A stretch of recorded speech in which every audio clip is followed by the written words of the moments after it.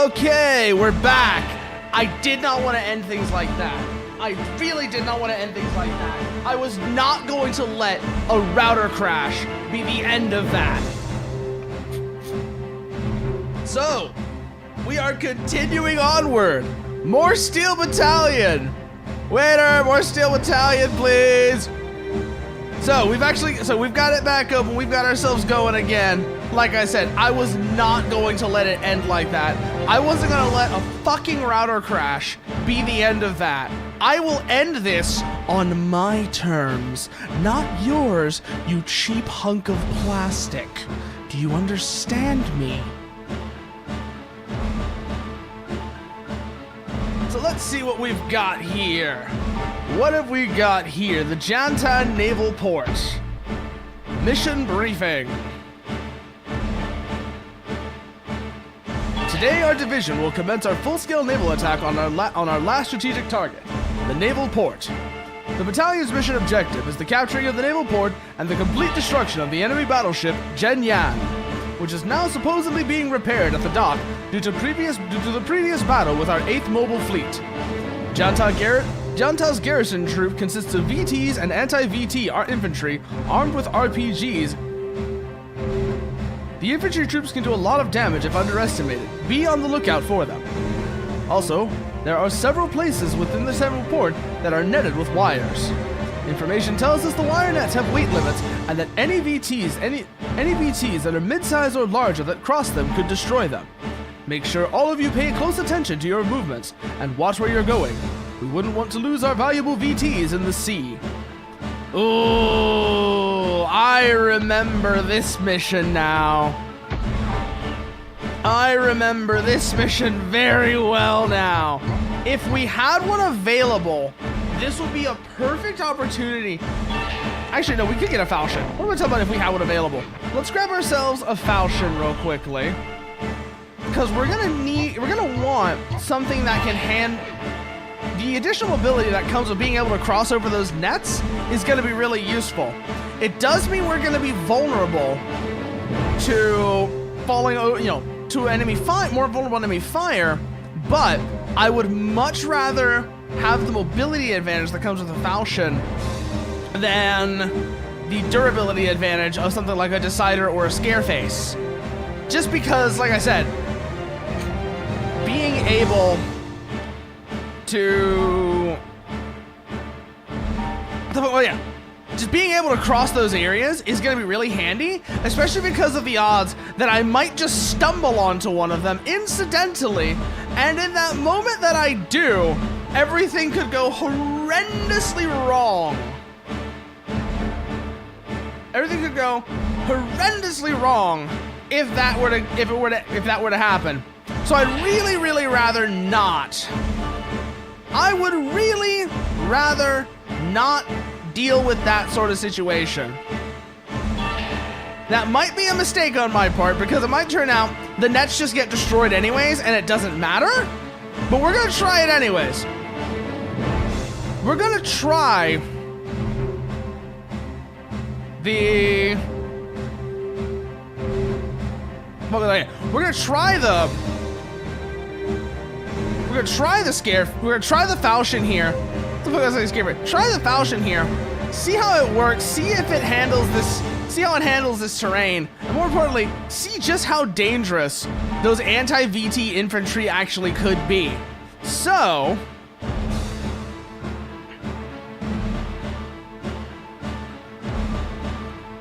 let's get back into it now, shall we? No, we don't want that. We want the falchion. And then we're also going to need to change out its weapon load so that we have a 140. Sure, can I take the 140? You can take the 140. We're going to want the 140.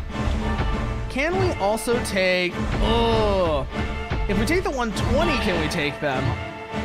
No.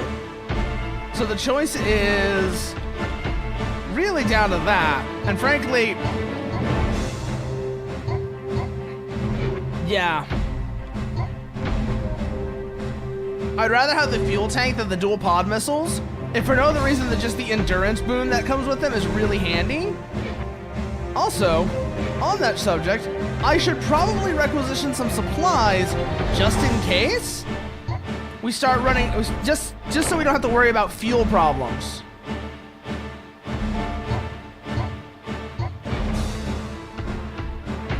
All right, now we should be good to go. No, we want the falchion, like we said before. Make sure its weapon load is correct. No, we want a 140 MG. Yeah, we want a 140 MG, 200 AR, 67 chain gun, and a single drop tank. Good. Now, what do we want to have on the boombox? Don't think we want Shining Way for this. Or Yellow News. Do we want Voce de Dea? No, we want soy sauce. That's what we want. We want soy sauce for this.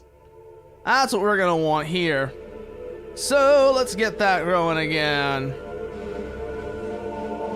Let's get that set up. All right, VT is ready to go now.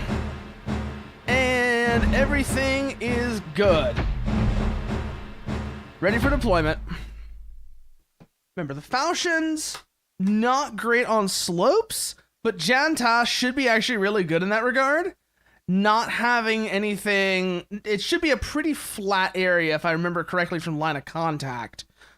So the Falchion should do reasonably okay here. If not, we've got a Decider and a Scareface to work with. So we could do those if this ends up not working for us. It also means we should be able to do a second or third gear start given the terrain.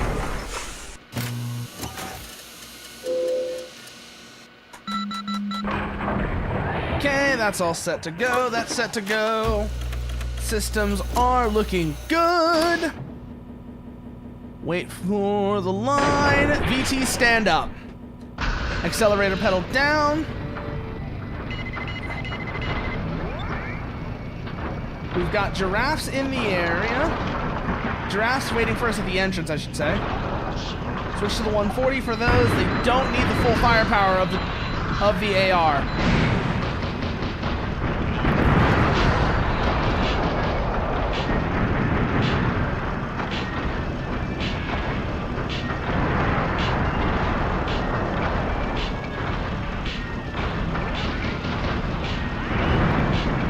One down. Wait for it.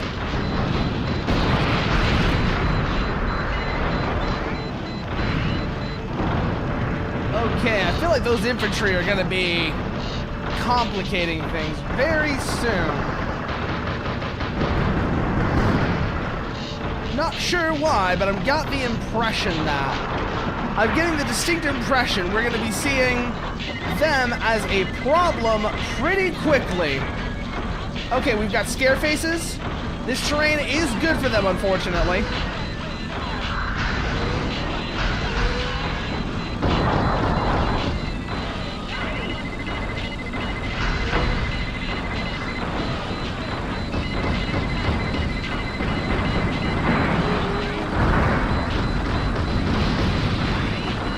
One down.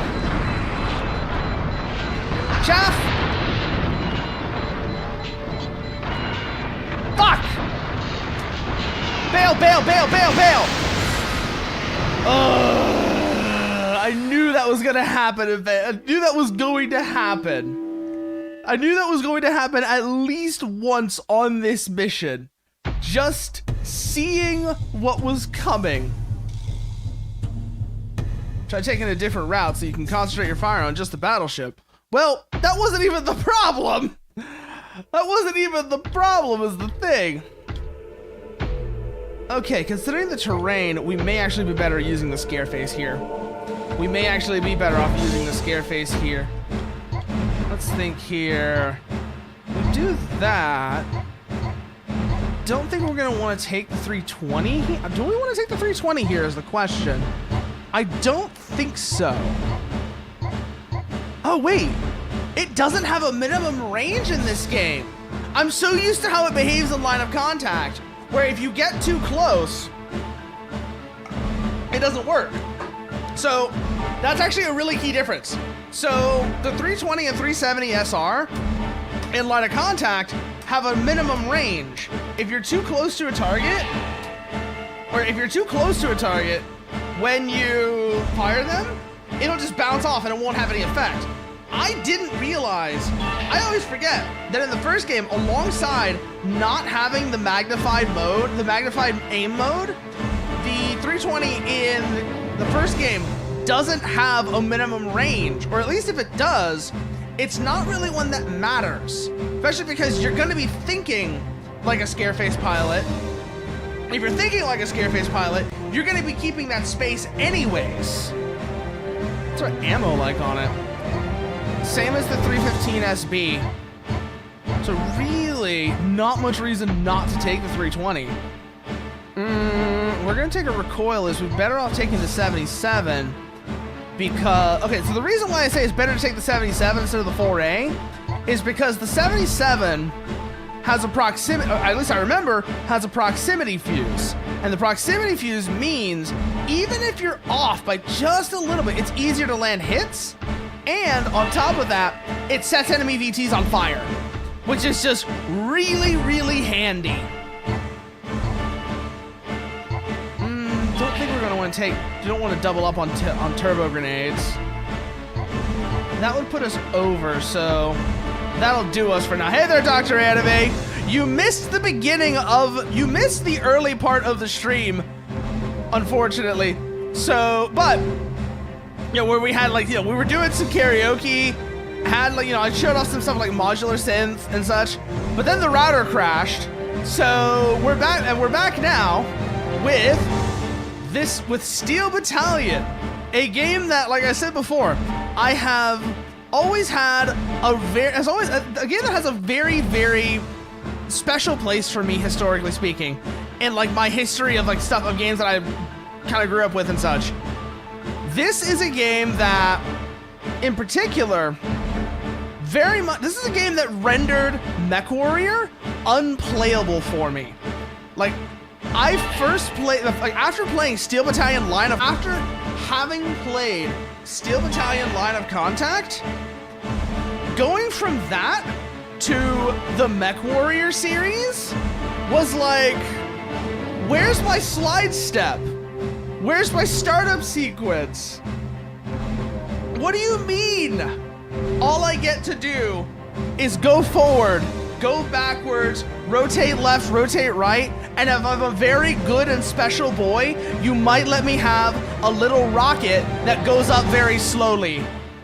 It was just disappointment. That's what it was. It was just disappointment after disappointment after disappointment. Because that, like I said, that is how, because of how Line of Contact sets your expectations. Even without the controller, even if I had played Steel Battalion without the controller, and let's just say it had been like a keyboard and mouse setup, right? You know, if it had been a PC game instead of on the original Xbox, and it had used a keyboard and mouse, most of what I would say about Steel Battalion Line of Contact remains true. It is a game, and by extension, the first Steel Battalion as well. It is a game that feels more like you are piloting a walking combat, you know, a mech. It feels more like you're piloting a mech. Exactly, Dr. Anime. That is exactly the problem I have with it. The legs are purely decorative. The legs in MechWarrior are purely decorative. They don't actually let you do interesting movement or anything like that. Which is, like I said, Steel Battalion had to figure it out 20 years ago. What the fuck are you doing, MechWarrior? Why are you so bad at this? Why are you so bad at giving the feeling of legs?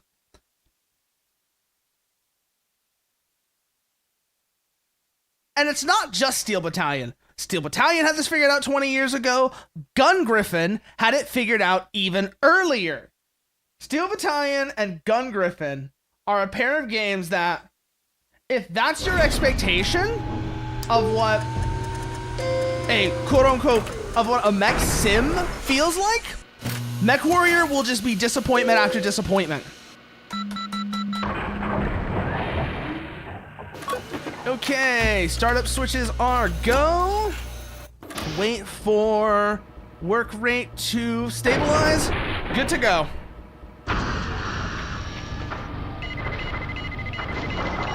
Switch to the 77 rec for these. We're not gonna need the 320 here, and I'd rather save it for those scare faces up ahead.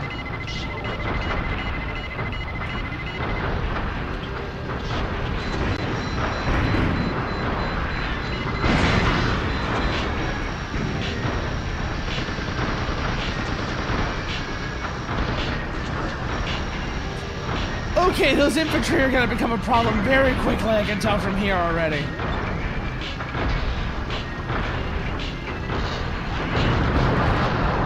Wait, did I get both of them? No, I didn't. Okay, I did not get both giraffes. That would have been really funny. That would have been legitimately really funny.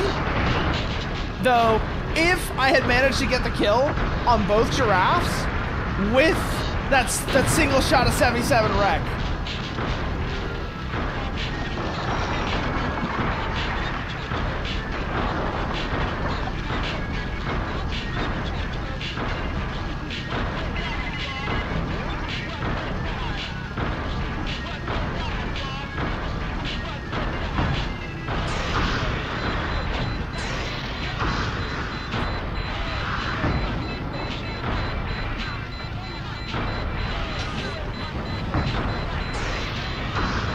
Move, move, move, move.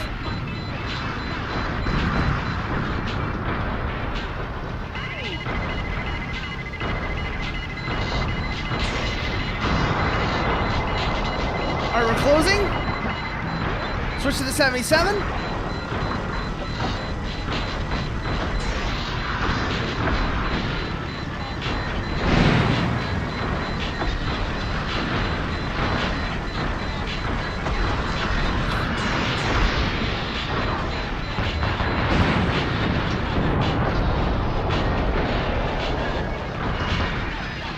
This is the real party trick of the scare face, though. You might say.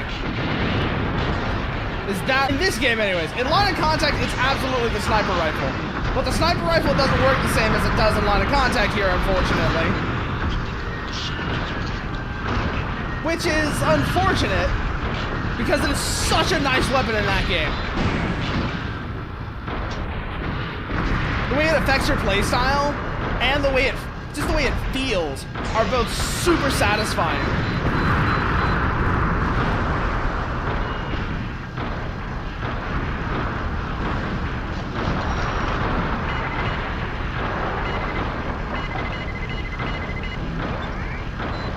Another enemy scare face.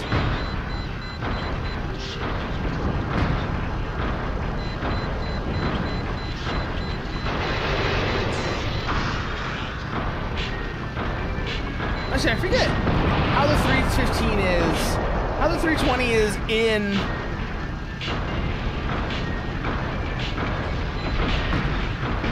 Yeah, I know you'd rather have that type. Honestly, that is not my own preference is the thing.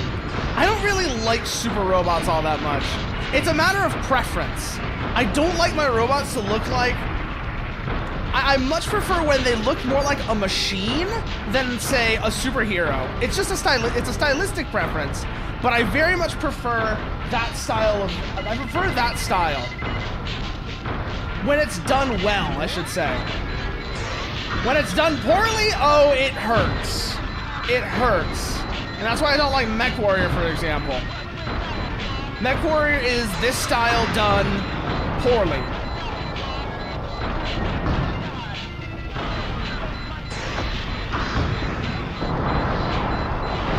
At least from my perspective, it is. It's this style of mecha done not great.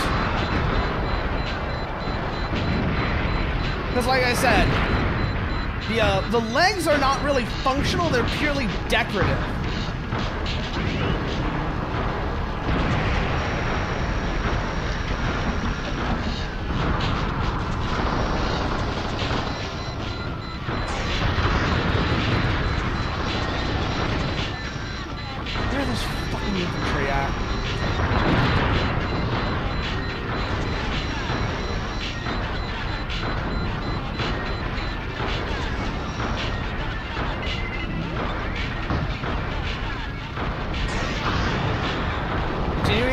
though,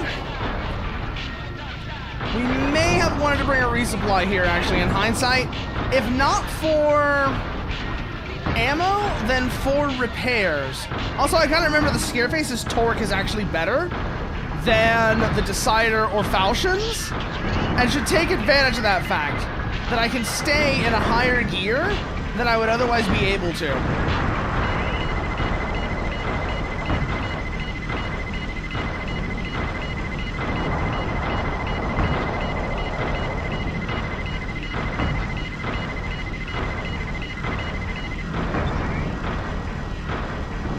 Hold here. Are we in recoilless range? Let's see. No, it doesn't matter if we are or not. We just took him out anyways. All right, here comes anti-VT troops.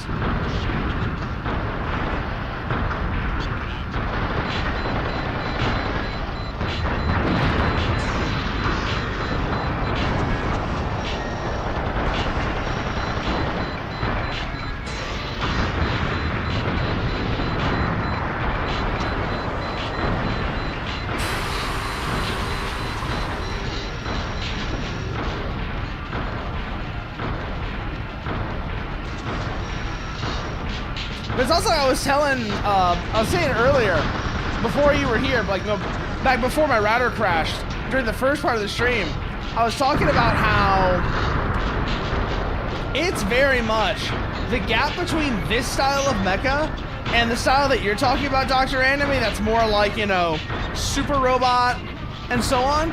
It is such a case of, you know, feast or famine, you know, feast and famine, where if you like your robots to look more like superheroes, then you are spoiled for choice right now.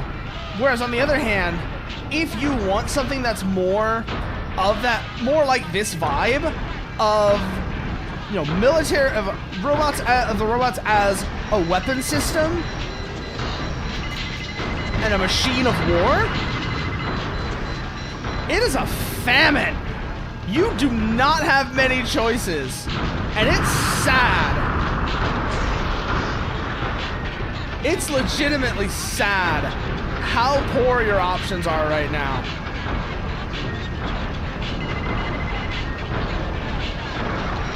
Alright, so back to the 320. Since we've got more range, we'll hold back, let the Decider go first. Out of my way! Please. Switch off the fire control.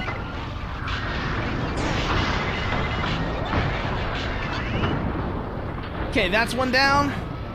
Keep ourselves in third. Remember, take advantage of the Scareface's torque.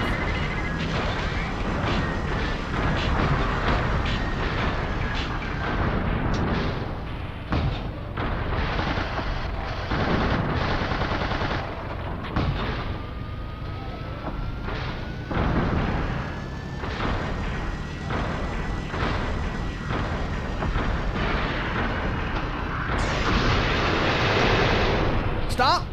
Reverse. Let that friendly VT get up. Keep them covered while they do.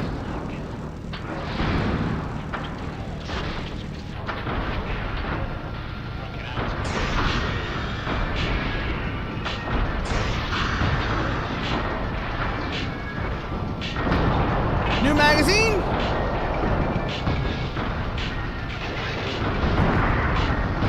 I can see why the system, the sniper system was not a thing in this game compared to line of contact now, considering how much shorter our draw distance is here.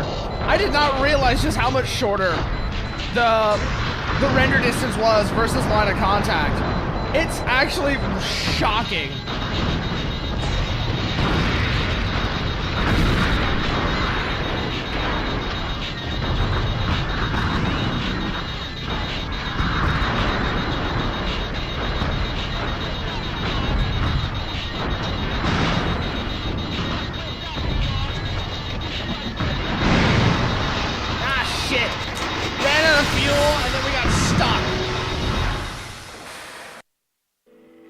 Okay. The scare phase is very good for this mission, but I need to bring supplies with me. That's something to think about.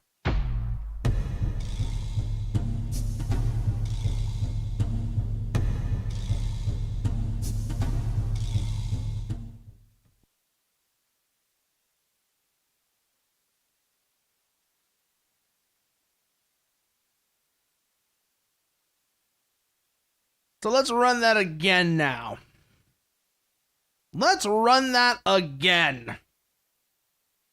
And hopefully this time, not get it horrendously wrong. Cause, oof. That was not great towards the end of the... No, running out of fuel right there at the end, that was just embarrassing. I do want the scare face though. I do rather like how that thing feels. We're also gonna want supplies.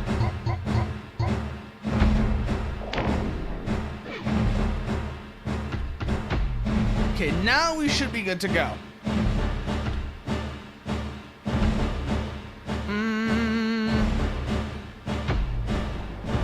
Do we want to stick with the 320 is the thing? Or would it be better to use a 315 SB? I think that's the real question. Is would we be better served by the 315 SB? Because that might let us take another fuel tank. Yeah, that lets us take another drop tank. So we're probably better served by the smoothbore than the sniper rifle. Mostly because of, like I said, the fact that you don't have the line of contact system here, so you don't get many of the benefits of the 320 SR that you would in line of contact. At least that's my thought process, is that we may actually be better off taking the 315 SB here, because the draw distance is worse, so we don't really, like I said, we don't really benefit from the sniper rifle. That's my, as I said, that's my thought process anyways. Is we're probably better off using the smoothbore if for no other reason than because we just don't have the draw distance or any of that makes the 320 SR worth using. Our combat distances aren't long enough.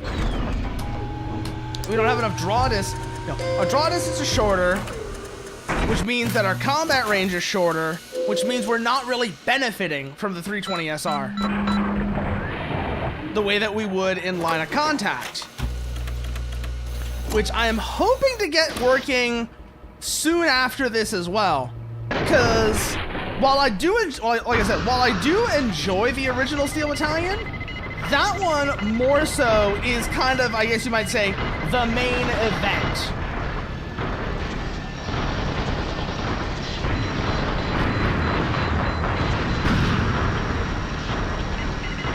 You might call line of contact more the main event when it comes to this series.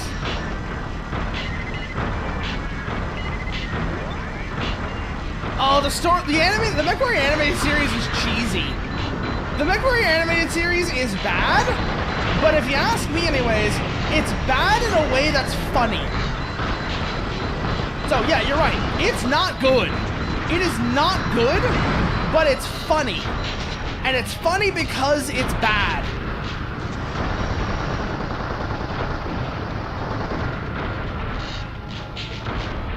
That's my thoughts anyways when it comes to the MechWarrior cartoon now. Is the MechWarrior cartoon that you're talking about, it's terrible. It's a dumpster fire. You are not wrong. But at least, I guess if you're ESL, not so much. But otherwise, it's funny. And it's funny because it's bad.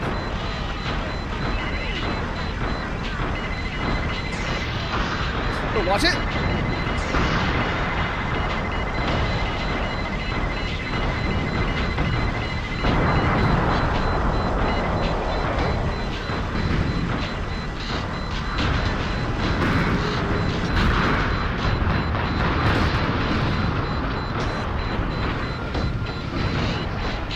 All right, one down.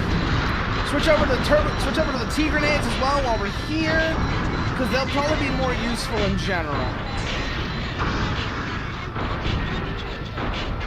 Set our sub monitor to lock on view so that way we can maintain target track.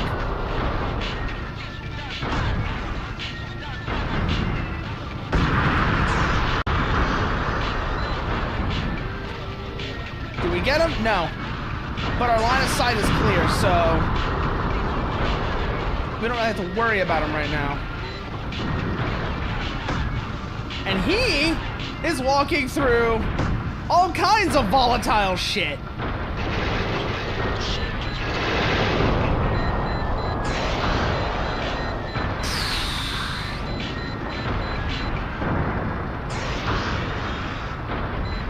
There's two of them here. Which is gonna make this interesting. Why am I in first gear? I don't need to be in first gear. This is a scare face, not a falchion. It can handle weird terrain better.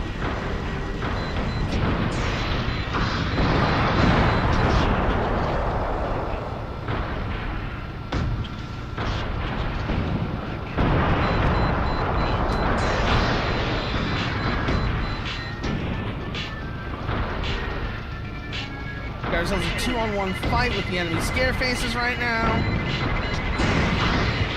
Oh, that was a nasty hit we just took right now.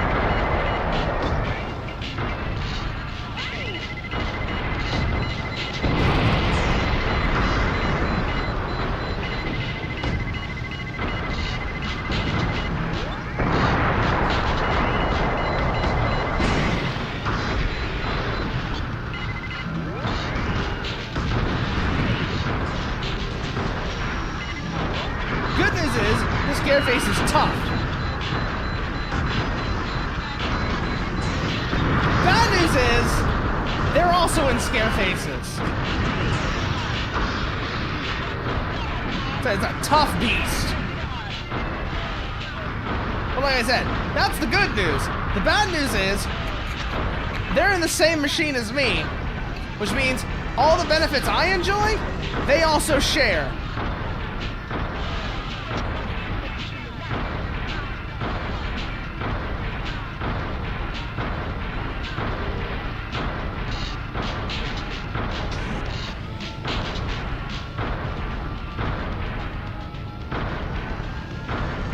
What's our fuel state looking like? Second tank is about to run dry. Chaff out.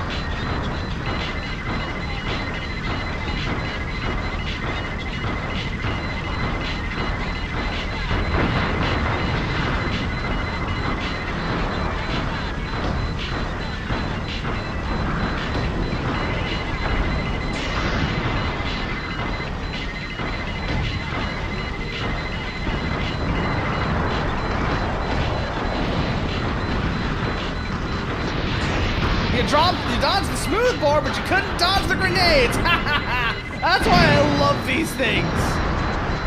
That right there is why I love these things. Being able to do that is so satisfying.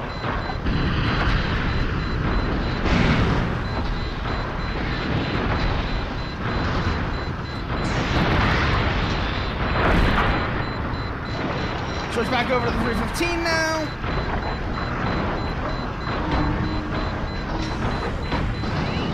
No, you don't. You stay down, you understand me?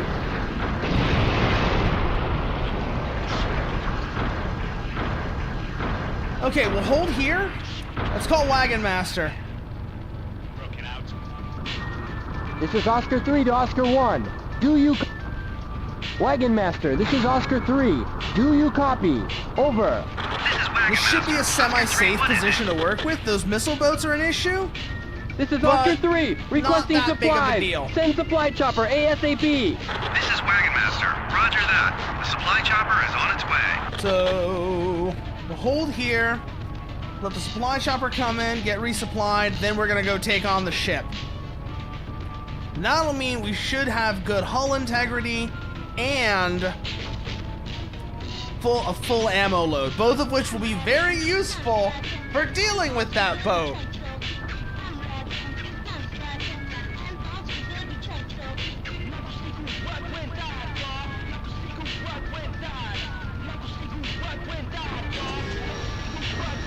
Hopefully nothing starts shooting at him. Eyes up just in case. Nope, looks like we should be okay. Wagon Master is right overhead. Let's get resupplied and then we'll be right back in it.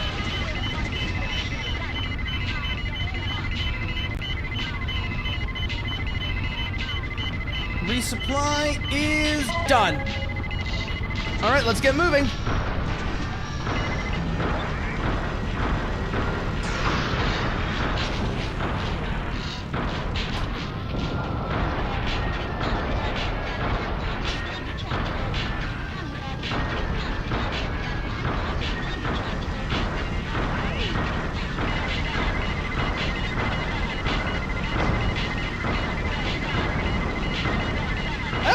Like the scare face, I think, is a big thing for me. Is I just like this VT. Again, I have a lot of time in it. I had a lot of time with it in Line of Contact, and I think that really did strongly shape my opinion of it. So that I'm very fond of it. Another enemy VT down.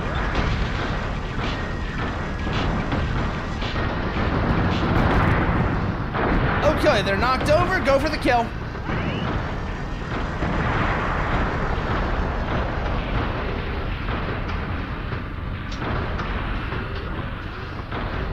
Now, just gotta turn around. We got plenty of time to do it, so there's no reason to rush it here. And then onward to the bridge.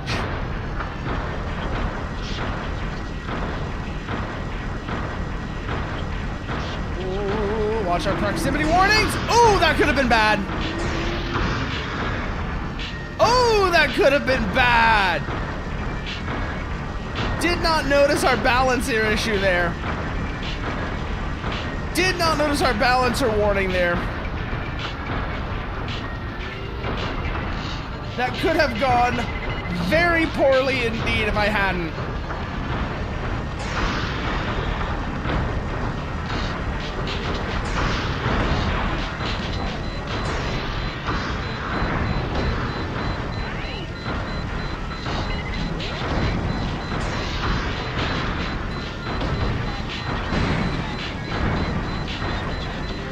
Watch it, there's another scare face. And they're knocked over. Good.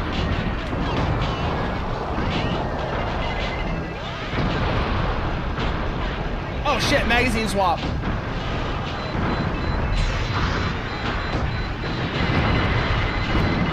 That should be all the enemy VTs taken care of. Now for the boat. Oh shit, there's one left.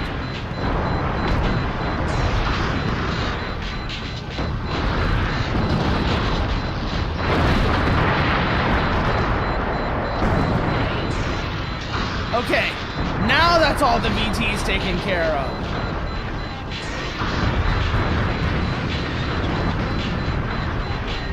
Now that's all the VTs taken care of.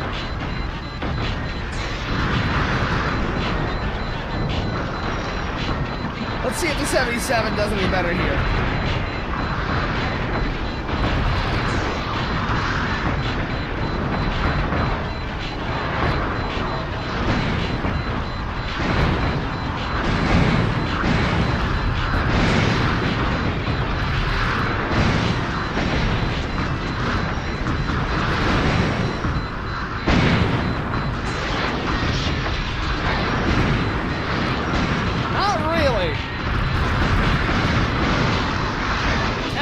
Shit, we gotta eject.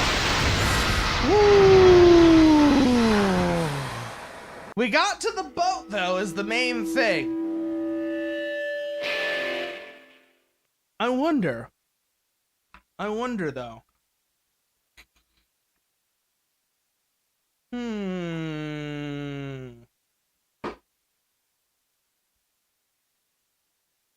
if... What if this is a use case for the vortex? Because we can stay outside of the... We can stay outside of the ship's engagement range and then proceed to bombard it with the vortex's howitzer. That might actually work.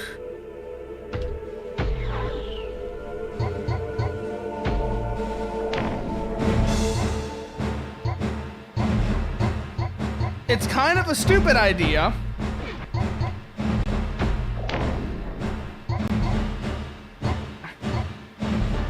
But if it works, then how stupid is it really? No, that works pretty well, works reasonably well, but I want to try something different.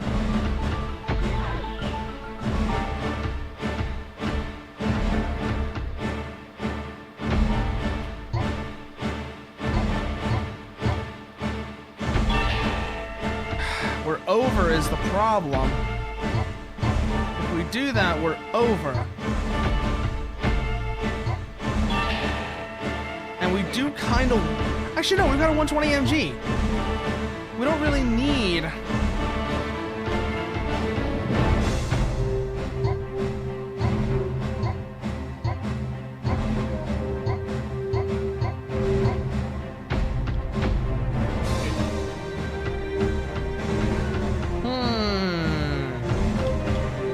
Then we won't be able to take a fuel tank. But I think it should be okay. Because the 370 howitzer has a lot of ammo. Actually has quite a lot of ammo, I just noticed that. So this might work.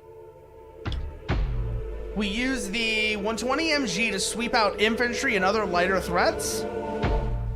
And the howitzer is our main weapon system here. Hopefully we can't break bridges with it. If we can, we'll have to rethink everything completely.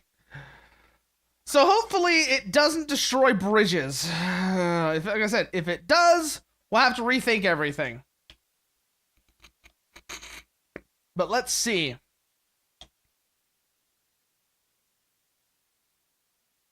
Let's see if this works. Or is this gonna be a total mistake?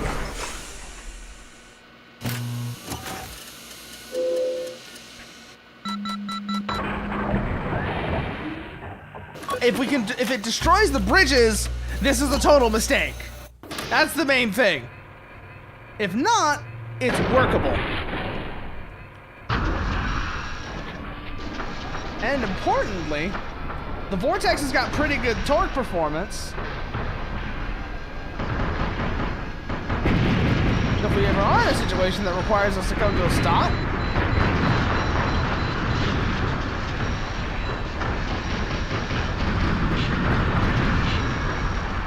it won't be that big of a problem.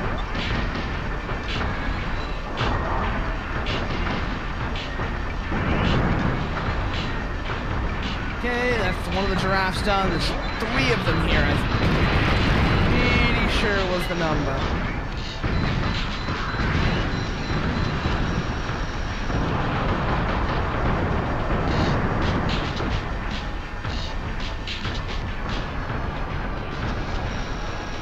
We'll hold here outside of their combat range, outside of the Scareface's range. Just barely, you know, close enough that we can engage them, but not close enough for them to engage us. We'll start the bombardment.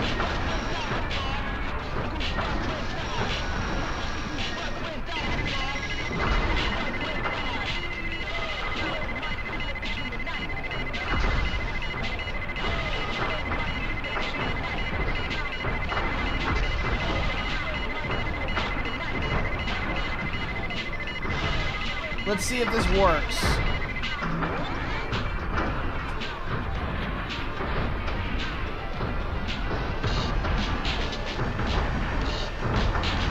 That's going to be the interesting question.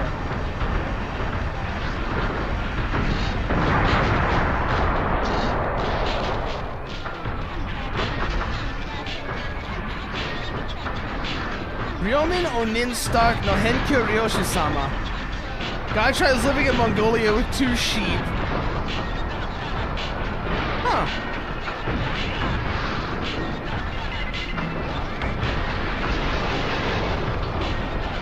Interesting.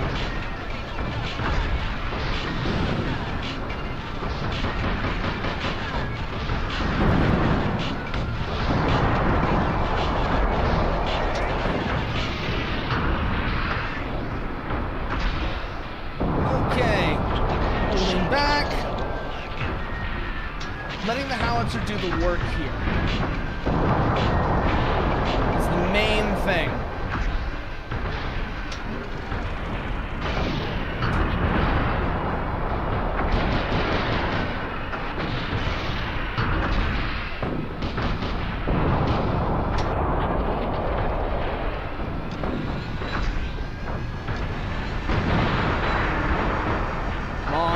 Come on.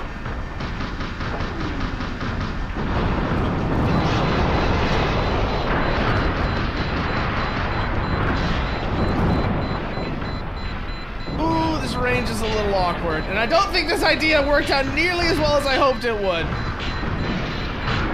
Because it is taking quite a long time to engage even just one enemy VT like this. But hey, it was an experiment. Sometimes experiments fail.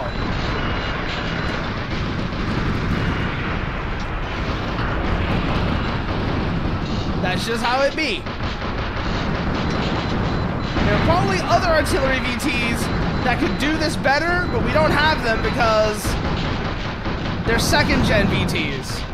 Something like the Maelstrom or the Behemoth could probably do this better, but we don't have access to the Maelstrom or Behemoth. So, oh well. This was an interesting experiment to try, though. It's because it does, Nuker. It does take a while to land on target. Let's see if we can actually follow it.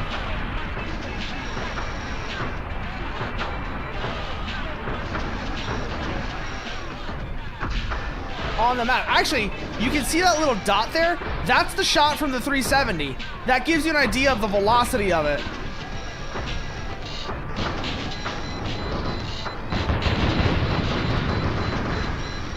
Irving, thanks for the raid! What were y'all up to?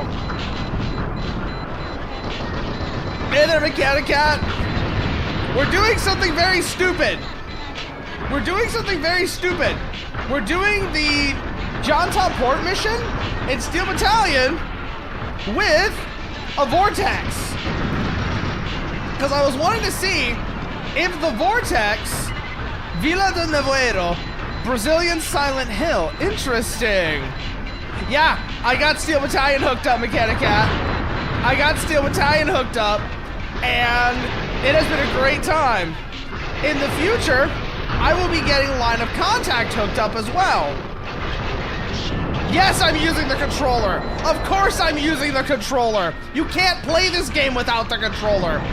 You literally cannot play this game without the controller. So you have to use, if I'm playing this game, I have to be using the controller. Maybe one day if this game is ever liberated from the prison of original hardware, that might be a valid question. But right now, as things are, if you're playing Steel Battalion, you're using the controller.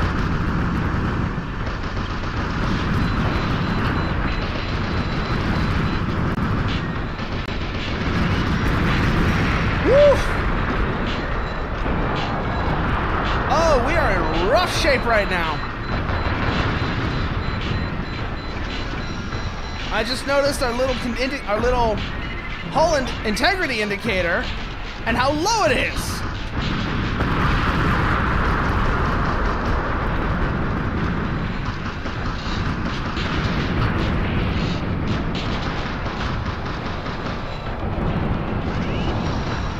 Okay. Let's see, what's our current situation looking like? We might be able to hold here. Contact Wagon Master. Wagon Master, this is Oscar 3. Do you copy? Over. This is Wagon Master. Oscar This is Oscar 3, requesting Because supplies. we do Send not want to go supply into chopper that fight ASAP. with our hull integrity being so Roger low. that. The supply chopper is on its way. In the meantime, we'll start bombarding that position whilst awaiting resupply.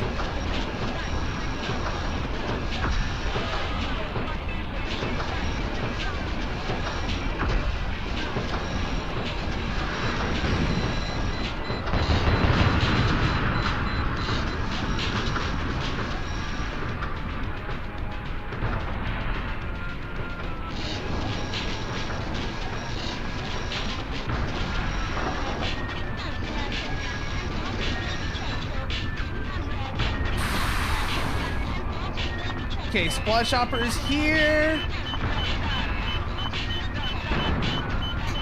Good. Once the refuel is done, we can move out.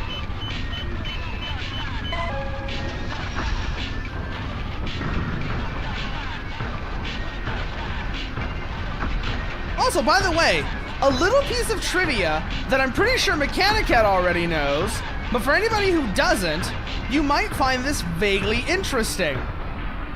Nude Maker, the company that made Steel Battalion, they still exist.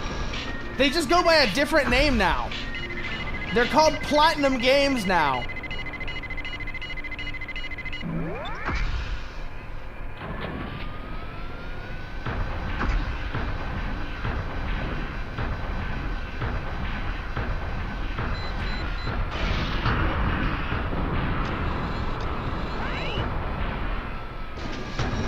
All right, now it's time for the experiment. Let's get to a position where we're in range of the ship. You probably know them from Metal Gear Rising and Bayonetta. Most likely that's where you know them from. Also Nier Automata. So Metal Gear Rising, Bayonetta, and Nier Automata is probably where you know them from.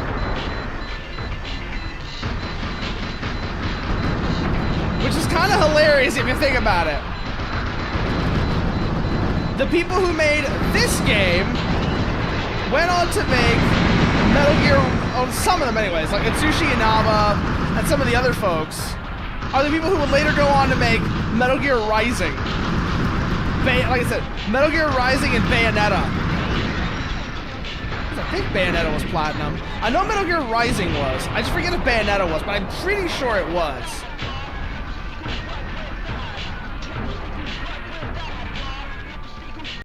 But so yeah, no. The people who made Steel Battalion are still around. At least some of them are.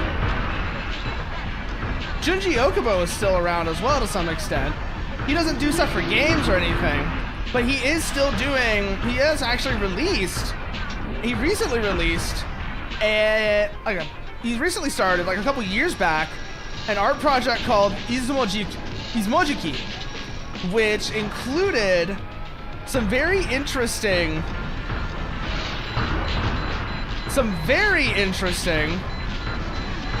concepts for industrial robots, almost like Tachikoma.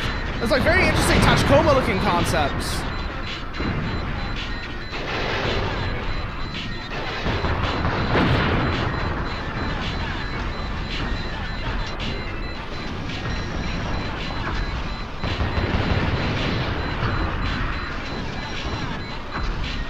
Oh, did they? I did not know that one. That one I did not know, Nuker. I just knew that, like I said, the people who made Steel Battalion, the studio that made Steel Battalion, Nude Maker, still exists as Platinum Games. I knew that much. I did not know anything about...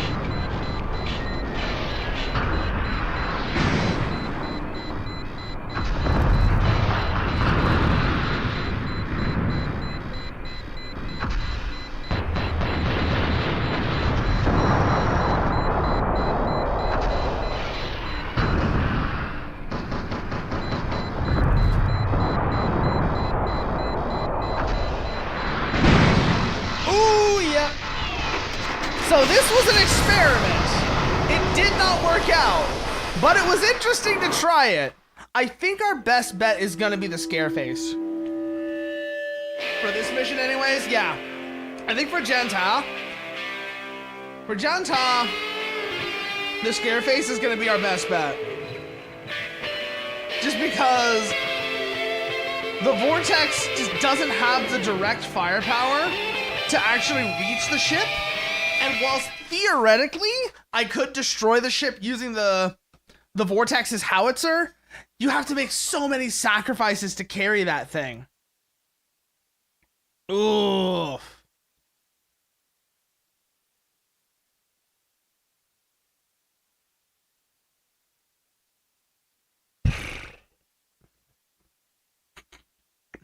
And thank you for that, Mechanic Cat.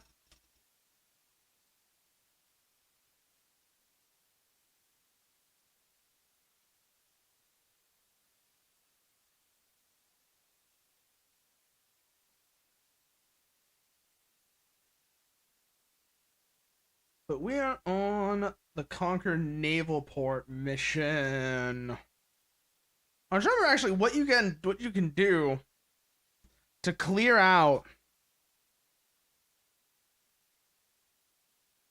that ship better. Ugh, that's the main thing.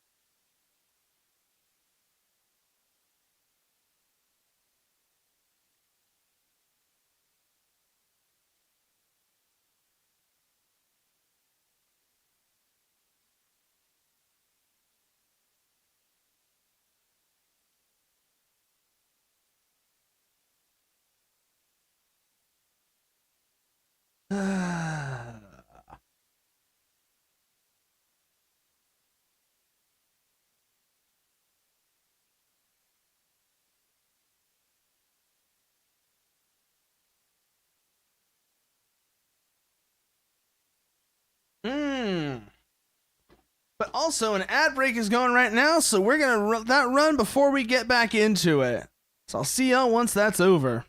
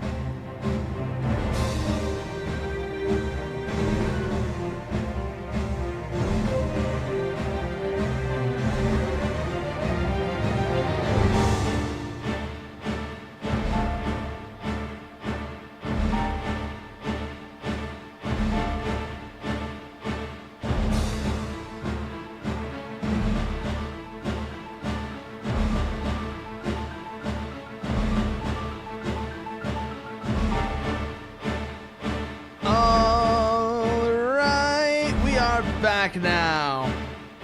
So let's think here. Let's think here. Maybe the Scareface is actually the better play. In which case, let's think here. 320. How much does the 320 weigh? 6. Damn. So we need to lose 3 weight units. Is the problem.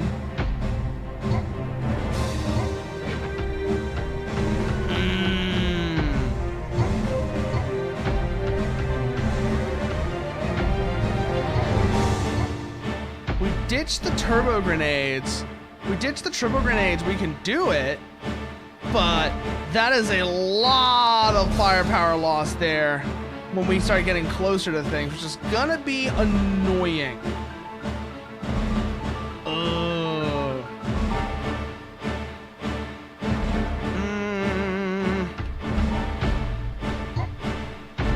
So we can take 1 fuel tank. So so in case you're wondering what overstandard means, overstandard means that we will have some penalties to, I think, our movement speed and our stability. I know it affects our stability. I just forget if it also slows us down or not. Considering the engagement ranges we're going to be using, though, that doesn't really matter. The way we're going to be using this VT, the penalty to engagement range isn't the biggest deal. So it should work out. It should work. It's just going to be interesting is all.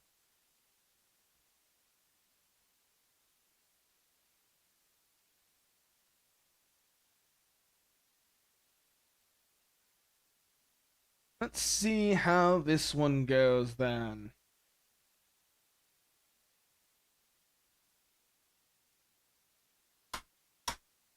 Set our startup switches to off. Bring the hatch closed. Start the engine. Okay, system start good. Main monitor, all systems look alright. And start her up. Scary's got pretty good torque performance. That'll help us out here.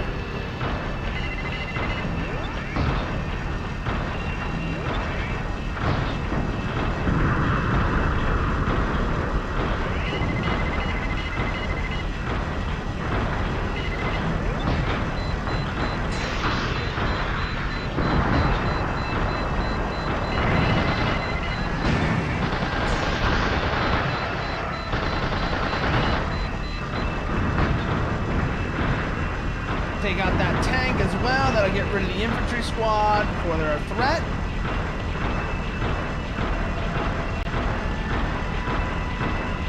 And we'll hold here.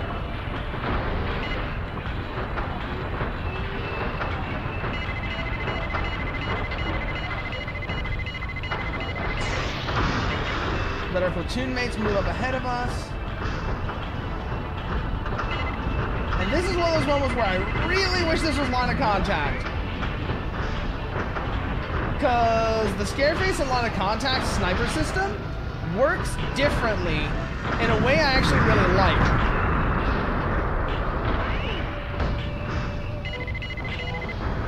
And it makes it a little bit easier to aim as well.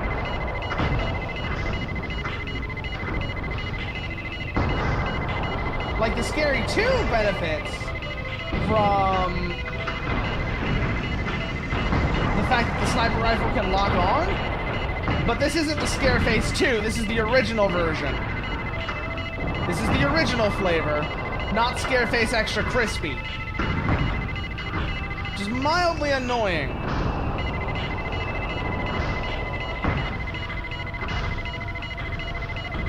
In terms of aiming the damn thing. Because normally we'd be able to do...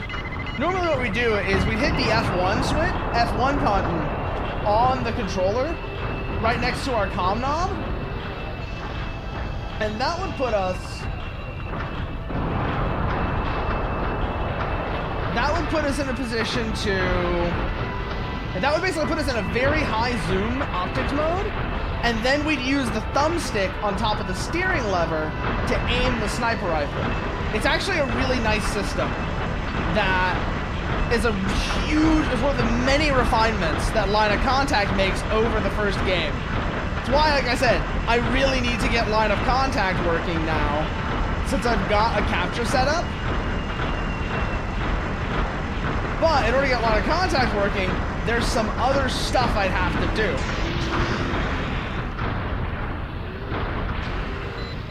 Or as I was saying, to get line of contact working at its best. Because, technically speaking, I could just play line of contact. I could put the disc in, and it would work. But there's things that the way that most people play line of contact, even though they're playing on original hardware, the way they do it is the console is modded so that you don't have to use the disc, since that improves loading times. The problem is, it makes it not work very well if you're playing it with people who are running it off of the disc.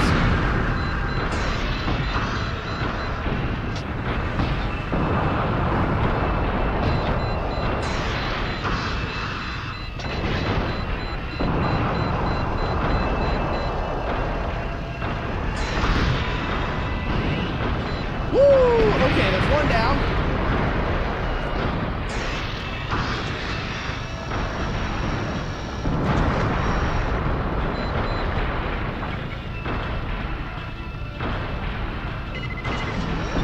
There's the other one.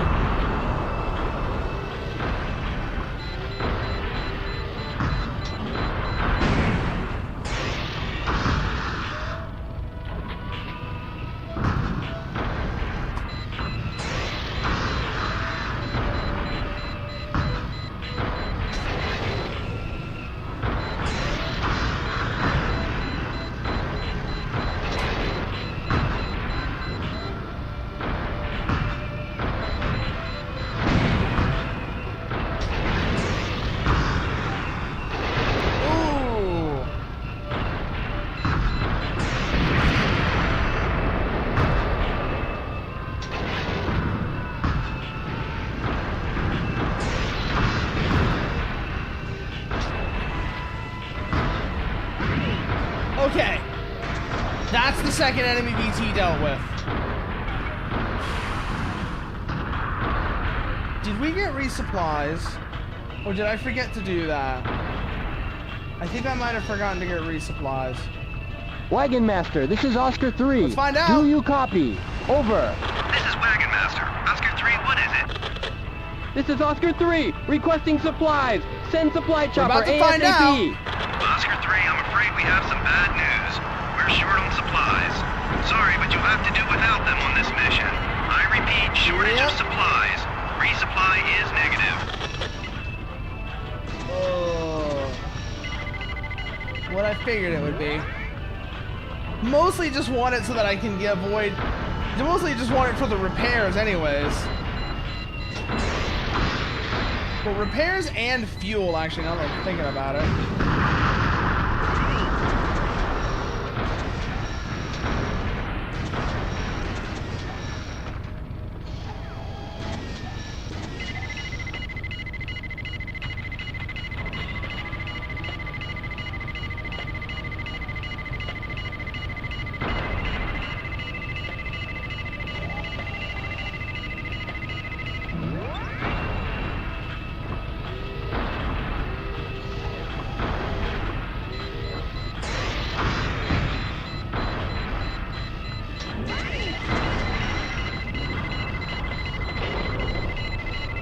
Shit, magazine swap.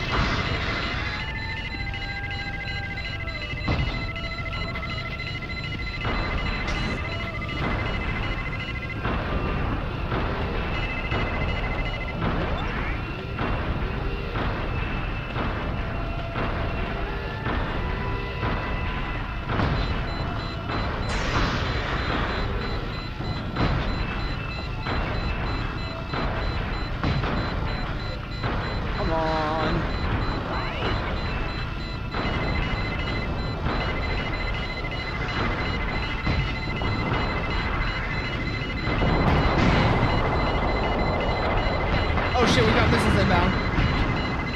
even notice that I didn't check that warning note there.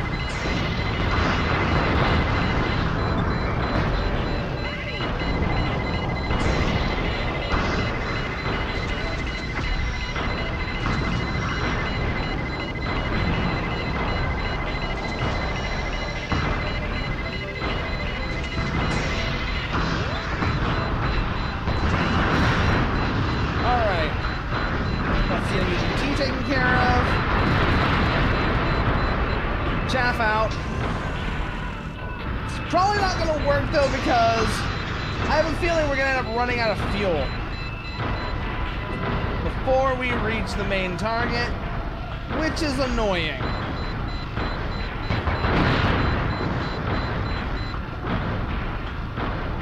We can make it work, but it's suboptimal, to say the least.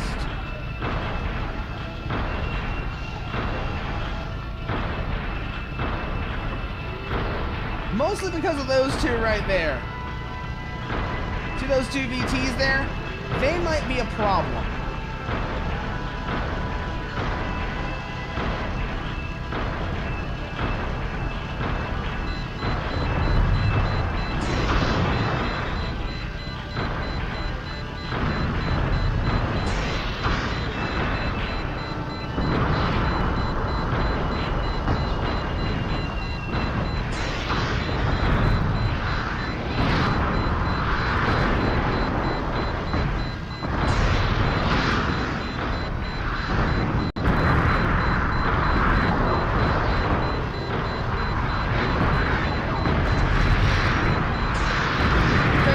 This is not the run.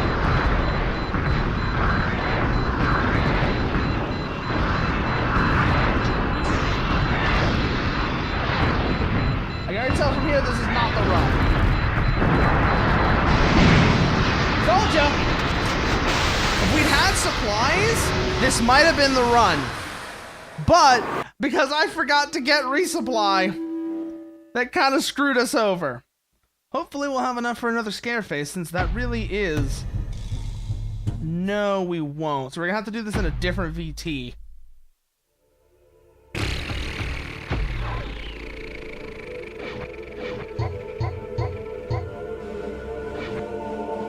Which will be doable, mind you. It's just gonna be unpleasant.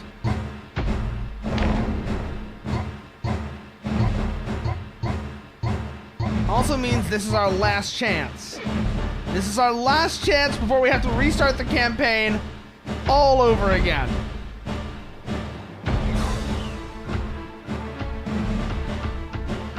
No reason to take the plasma torch here. Well, actually there is. There's the enemy VTs. It will be useful against them. Let's think here. Is the 123 SMG I can take? No, you can take a 140. Okay. If we take the 140 and we don't take the plasma torch, that works. Okay. This is gonna be a weird setup, but it will work. And that's the thing.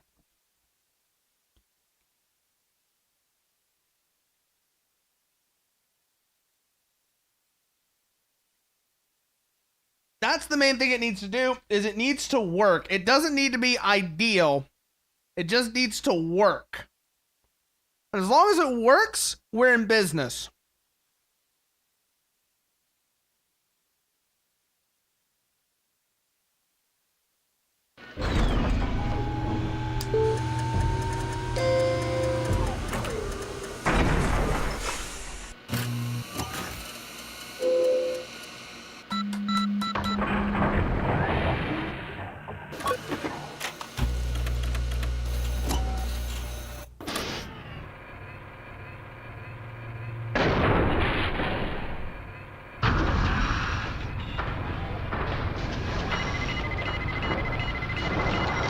We're gonna definitely want to make heavy use of the 140 MG here. That's gonna be a big thing.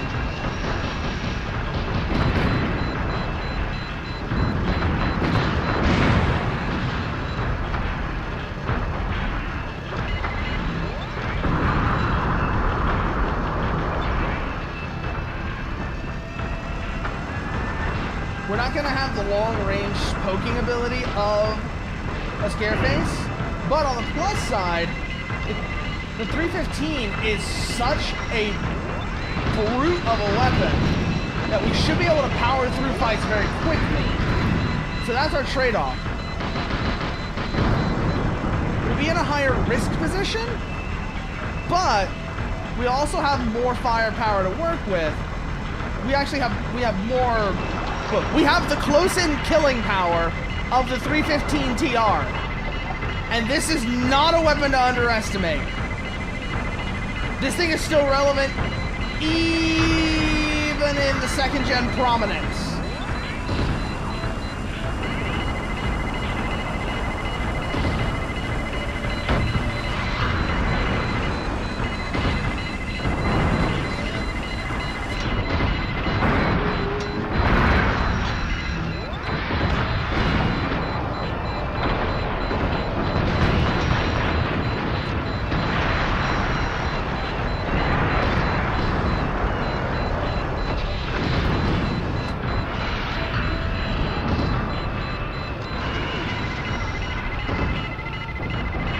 New magazine.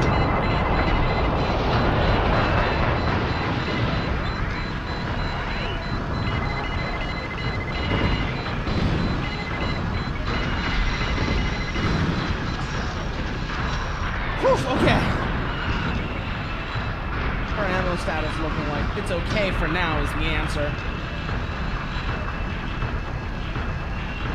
Crucially, unlike last time, we have supplies now.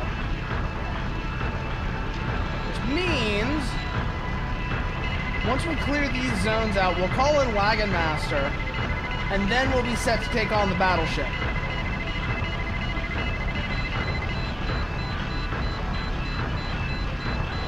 Where are we taking fire from?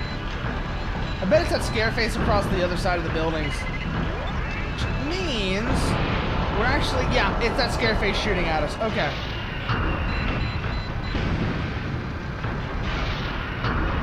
Buildings kind of help us here.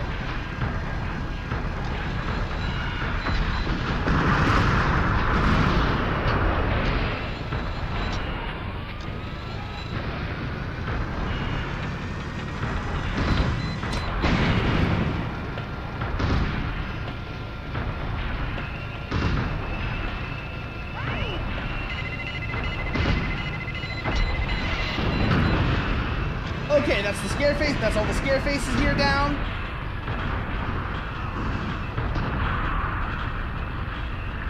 The next is that pier that our platoon mates have just gone over. We'll clear that. That's when we'll probably call in Wagon Master and get resupply.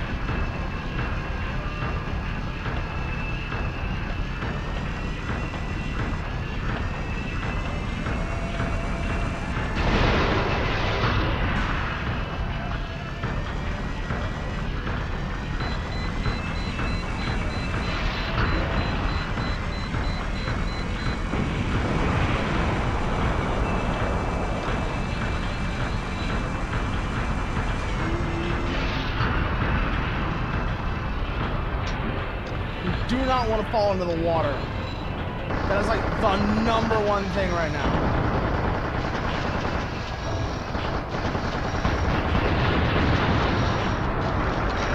We also need to take care of these boats though, because they're going to harass the shit out of us if we don't.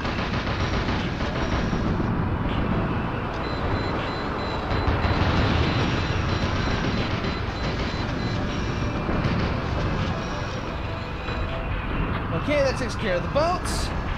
Now let's join the rest of our platoon and engage the remaining VTs on this pier. On this pier. So I think what is that the actual word for it? Not technically, I don't think it is, but it's close enough. On this section of the port. I think it's just. Oh, it is a bitch. Never mind. It is just one VT, but it's not a Scareface. That's the thing I forgot, is it was a Scareface or a Vitz. The answer is it's a Vitz. So, that makes things a little bit easier for us.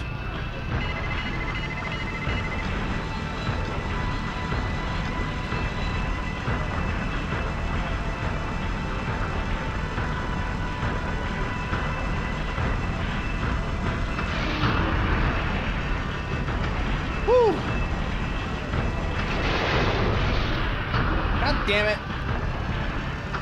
Need to pay more attention to those proximity alarms on the bottom of at the bottom of the cockpit.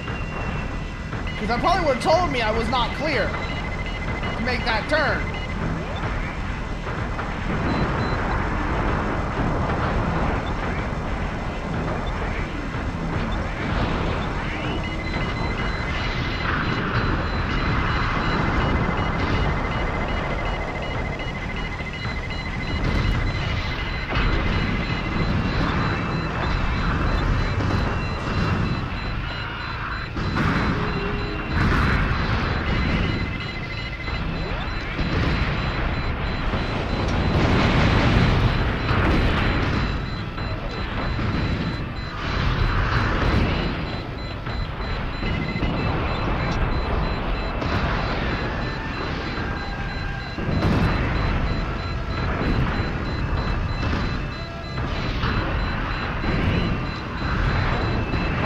Behind the warehouse now.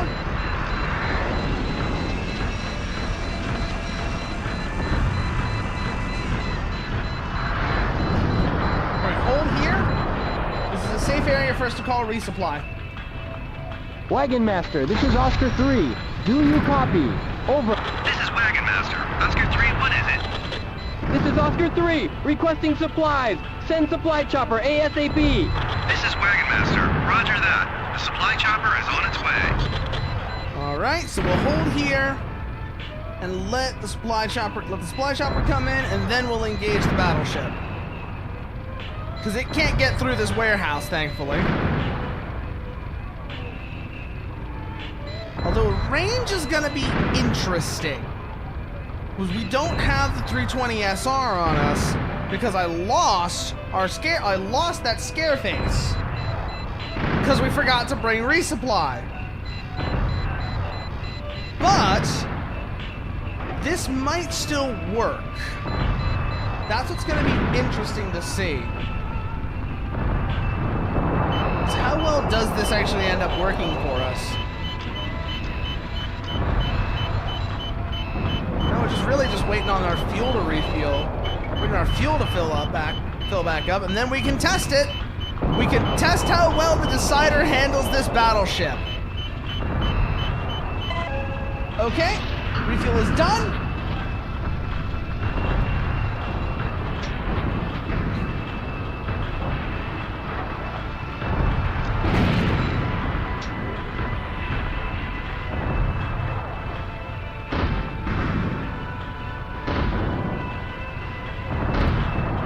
Oh wow, we can just hold here.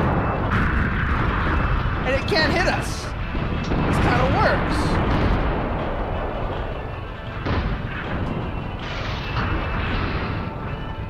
Pull back just a little bit because it looked like it was turning towards us. Back out forward again. Just creep forward so we're in position to engage the ship. Okay, that's another main battery taken care of. Shit, we're out of magazine. The magazine's empty.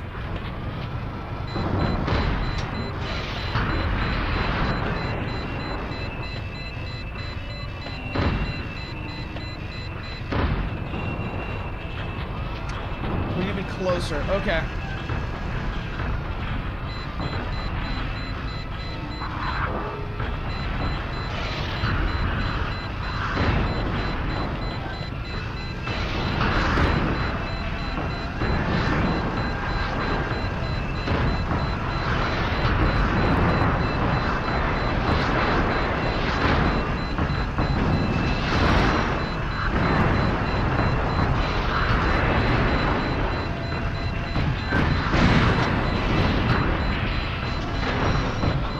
Shit, magazine swap.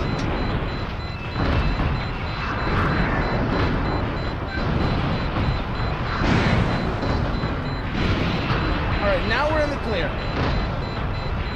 Finish it off. There we go. Battleship down. Woo! Okay, that's what we needed to do. That's what we needed.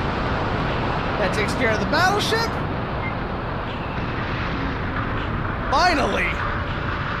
We finally got through Janta. Oh wow, they actually say Jen Yan correctly. That's kind of shocking. A lot of the time you don't hear Chinese names, especially around the 2000s. They would mangle Chinese names in really weird ways. As of 9/02/2080, the Pacific Rim Force has appointed you to Sergeant for your exceptional achievements on the battlefield. 34th Special Panzer Battalion, Lieutenant Colonel Hikaru Furusawa. Exceptional performance. Right. The 7th Special Panzer Division ceased their attack after capturing Jantan Naval Port. New type VTs were deployed on short notice from the Expeditionary Support Unit as a means to intensify the division's strength. They were the second generation model, M8 Prominence M1, and the lightweight assault model RW-103 Blade. Ooh. Chinlantun clean sweep operation. Oh boy, we got second gen VTs, let's go!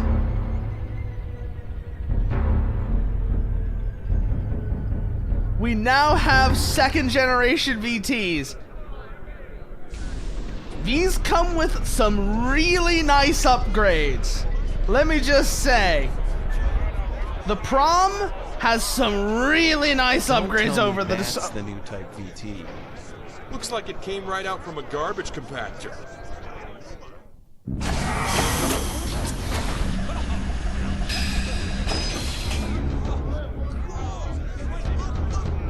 The Prom is a really nice upgrade from the Soda Pop.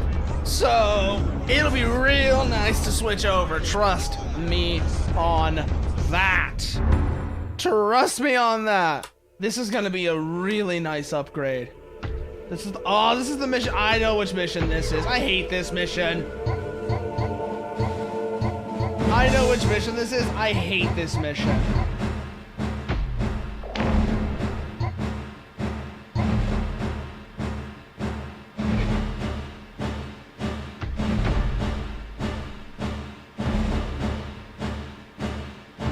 As you all know, we've received reinforcements from the mainland with the M8 Prominence and RW-103 Blade in order to intensify our division's strength.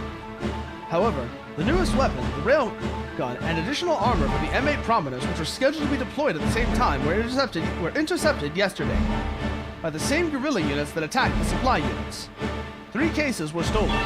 Our local contact reports that they're in the hands of a guerrilla unit called Chinlantun at their base village. Your assignment is to attack the village and recover all 3 cases. We believe you'll need to operate your manipulators in order to complete this mission. Therefore, you may want to read over the manipulator operations section of the manual. Oh, I remember this part now. Yeah, this is the one where we have to get the boxes. I distinctly remember not liking this mission. And I usually do it with a Prom, but the supply situation got a little funky, so...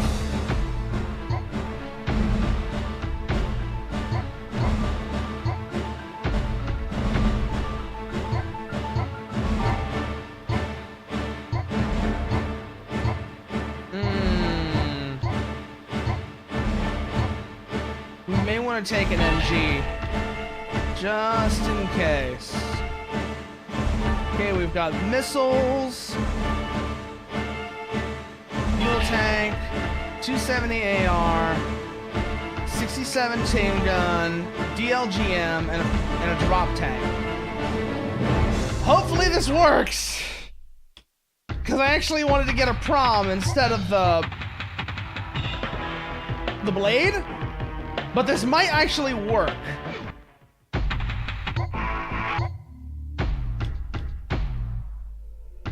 Wish me luck, because this is gonna get interesting. The Blade's a good VT, don't get me wrong. The Blade is a good VT, it's a light VT. And that comes with some disadvantages. Entirely depends on how much contact we're gonna see. I love these wireframe models. Can I just say that real quickly? the wireframe models in the loading screen are one of the cooler things in this. But, behold, the new cockpit.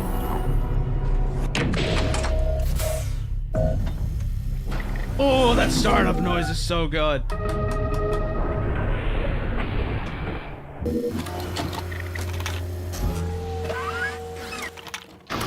All right.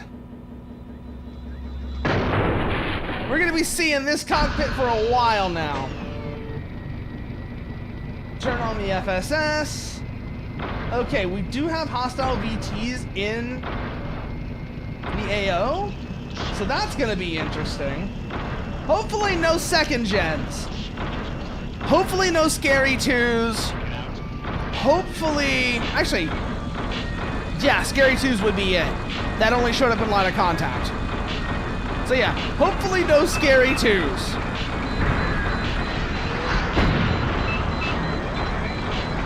Is the main thing. But the big strength of a second gen VT is they can track moving targets better. They can track moving targets a lot better than their predecessors. Which is to say, they can do it automatically. Which is not true of first gen VTs.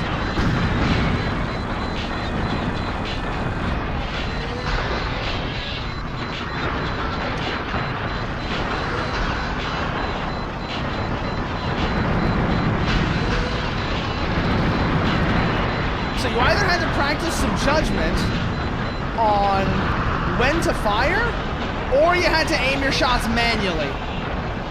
Really, you had to do both. I say one or the other, you really had to do both. And it's still useful to be able to do that, even though you have the automatic target tracking, because there are ways that it can be messed with.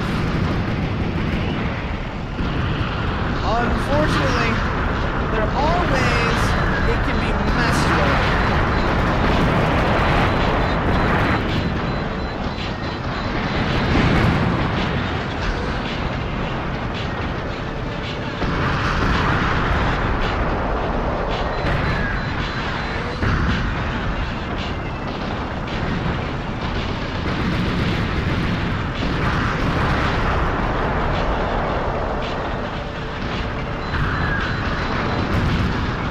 I'm not dealing with you anymore, helicopter. I'm not dealing with you anymore, Matt Rotor Bull. I'm not dealing with you anymore, propeller head. I'm trying to remember what the correct term was. Woof!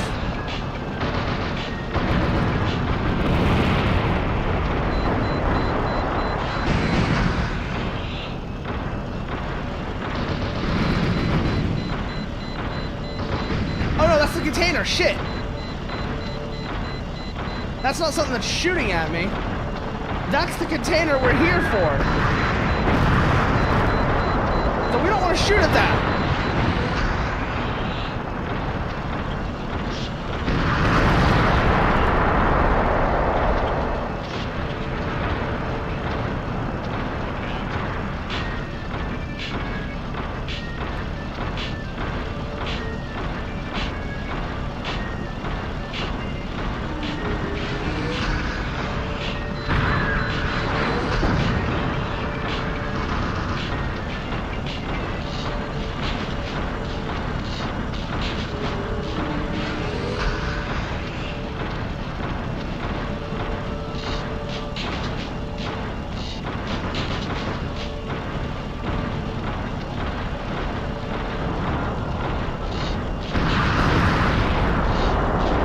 This is a weird thing to think about right now, but this is kind of a weird thing to mention. But so I don't know how familiar y'all are with War of the Worlds sequel, with some of the War of the Worlds spin-offs. There's a really cool one that came out relatively recently called All Quiet on the Martian. It's a really interesting little tabletop war game. That is a War of the Worlds spin-off called All Quiet on the Martian Front. Why is it not picking it up? Oh no, we got it now. Okay, we're good. I was like, why are you not picking up the thing?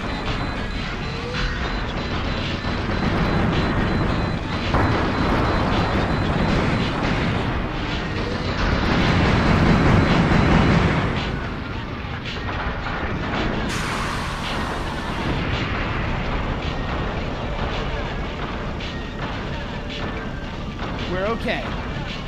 The answer is we're okay.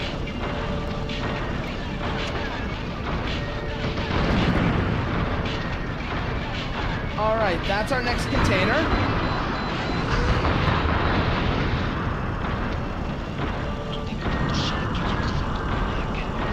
By the look of it, this should be our next container. That or some enemy units, but hopefully it's the next container.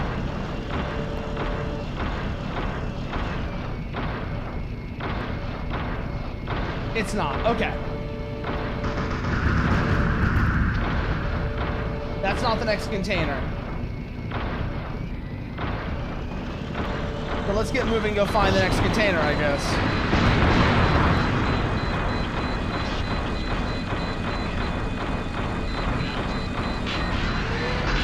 Enemy VT on our right.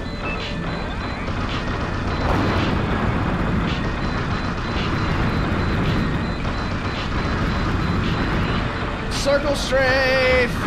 Ha! Oh!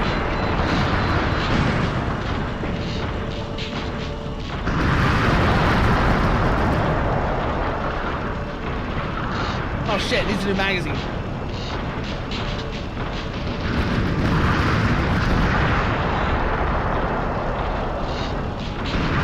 Alright, let's pull the manipulator out.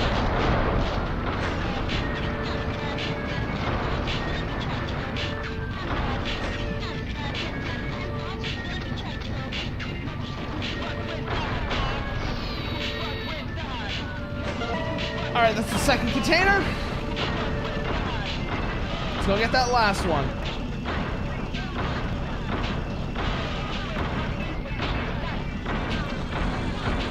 What's our fuel situation looking like? Still alright for now. I think we just burned through our drop tank is all.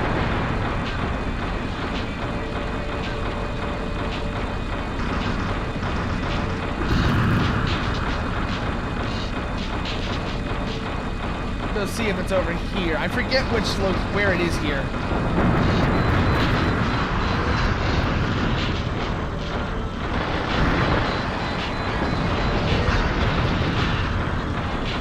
It's sort of the problem, because I actually forget where the last one is. Oh, there it is. All right, we've got the last container.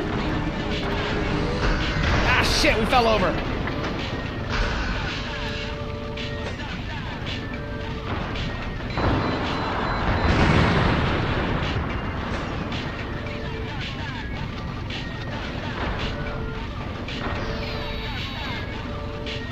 Alright, we're in range with the manipulator.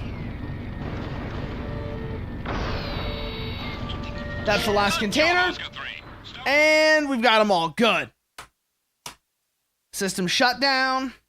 Mission complete.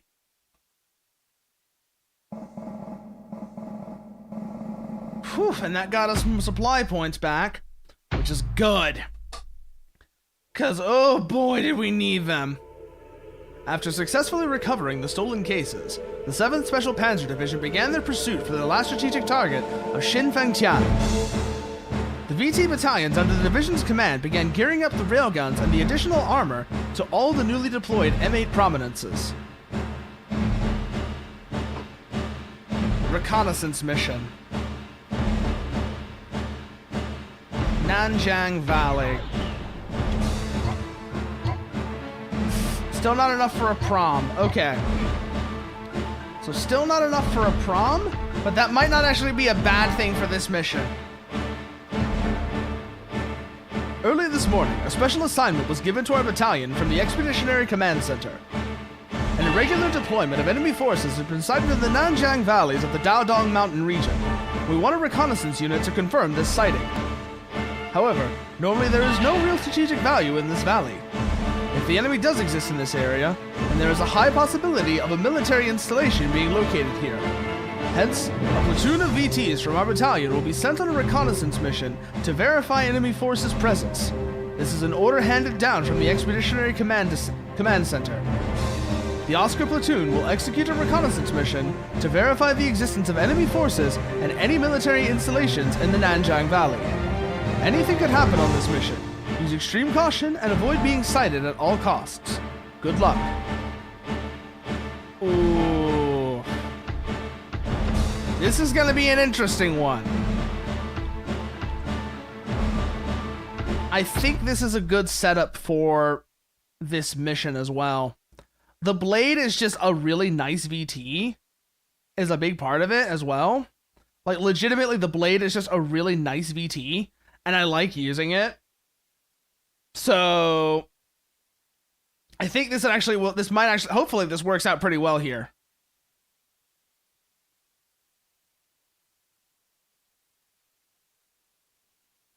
We'll see what kind of trouble we run into, and if that's the case.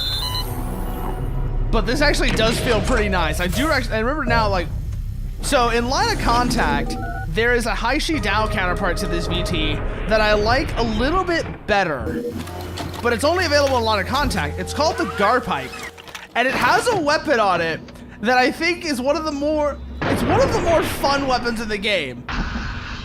In no small part because what it is basically a dual pile bunker.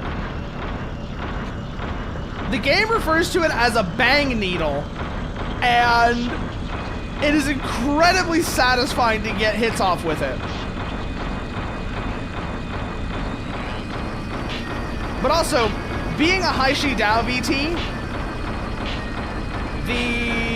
the Garpike also just has the advantage of better torque performance.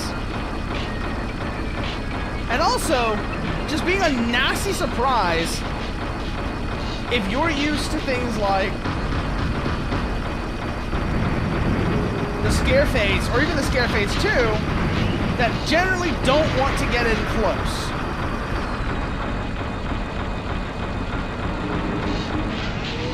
Oh, fuck. Forgot to check our balancer there. This is also one of the other reasons why I like the Garpike. It's more stable.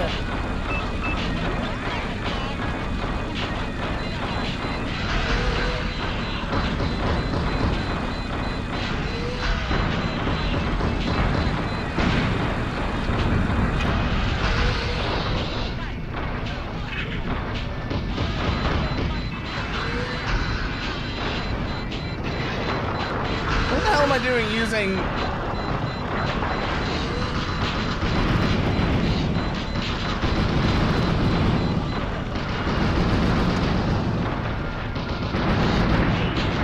Okay, good. I don't think there was much of a reason to come over this way now that I'm looking at the map.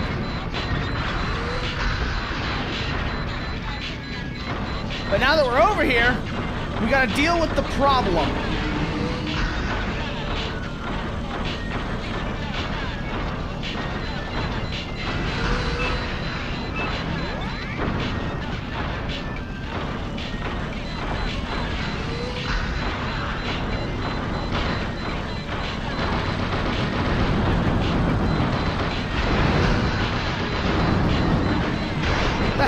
Into.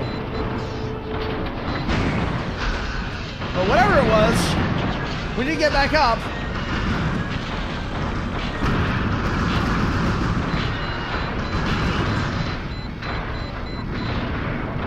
Okay, that takes care of that other Scare Face. Clean off our cameras, and let's get moving.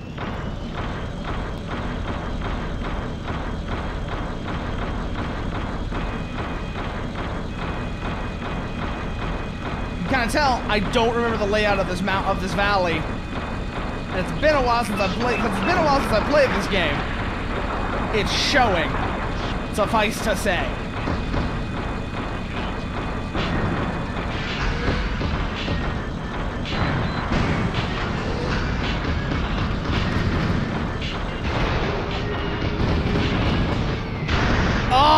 fell over, but we got the bastard. So, kind of paid off. Not really, but kind of. We're definitely going to need to call Wagon Master in a bit, though. The way things are going right now, definitely going to need to give Wagon Master a call at this rate.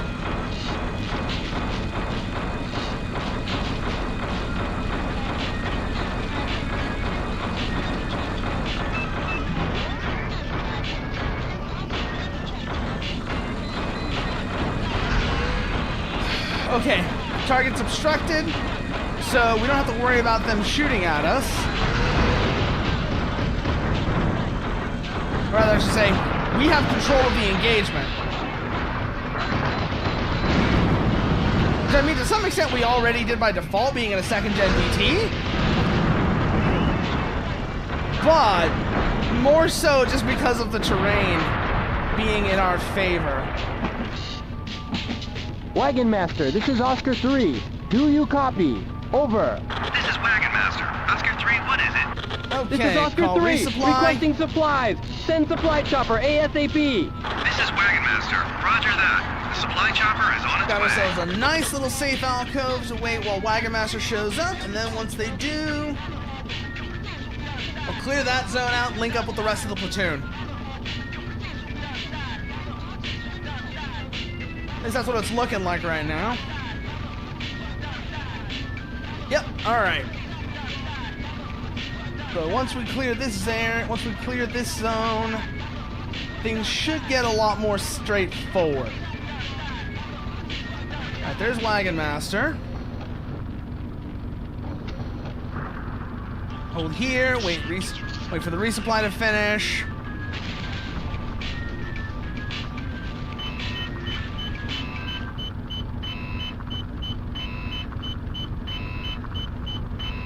I don't remember actually how the fuel tanks are set up, how the fuel tank readout is set up on a second gen. And also because I forget if I did bring, I think I brought a drop tank, but I don't remember for sure.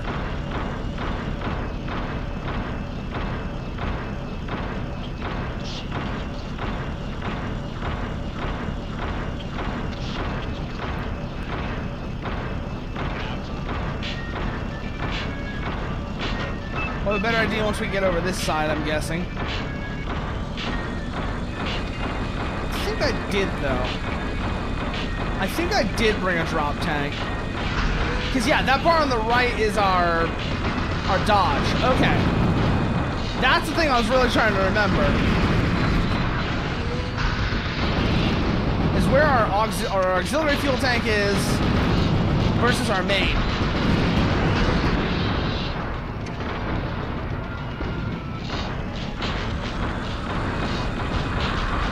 Hey, Vanessa! Thanks for the raid! What were y'all up to? Actually, I know what y'all were up to. You and Varag. What were y'all doing together? What were y'all doing together?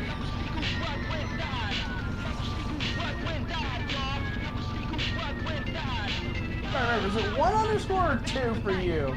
Dark Tide. Oh! Oh, I haven't played Dark Tide in a minute. I have not played Dark Tide in a minute. We ought to do that again. Varag, we ought to do that again sometime. You, me, anybody else is interested. We ought to do more Dark Tide again because it's been a minute since I played Dark Tide. Anyways, for those of you who are here, you can call me Furo. An artificial Nephilim. What does that mean, you might be asking? Well, suffice to say, you take the corpse of an angel, you bind a human soul to it with high-level necromancy, and what you get is something of great power, but great instability. Something which is deeply dependent on seeking bonds to maintain that stability, lest it revert to the state of a primal brute. Hence, here we are, performing humanity, so that we can maintain our grasp upon it. But so, anyways, this is Steel Battalion. I don't know how familiar you are with Steel Battalion, but it was a game for the original Xbox that's famous for its absolute monster of a controller. It's famous for its absolute monster of a controller, among other things, and just being a pretty unforgiving game in a lot of senses. So there are two games that's actually two games in this. There's this one, which is a single-player campaign, and then there is Steel Battalion Line of Contact, which is online only, was originally made to run on Xbox Live, and had some really incredibly ahead of its time features. Both this game and Chrome Hounds had some incredibly ahead of their time features that were really, really cool. So, Line of Contact, so the big thing with Line of Contact and Chrome Hounds is they both had an online dynamic campaign.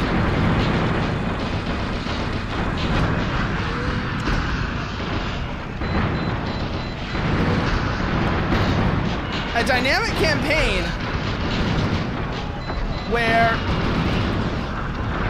campaign where players could join factions and fight for those factions, gain territory for those factions, and so on and so forth. It really did make it feel like you were part of a grand war. And it was just so, like I said, it was a game that was incredibly ahead of its time. Unfortunately, it was too ahead of its time.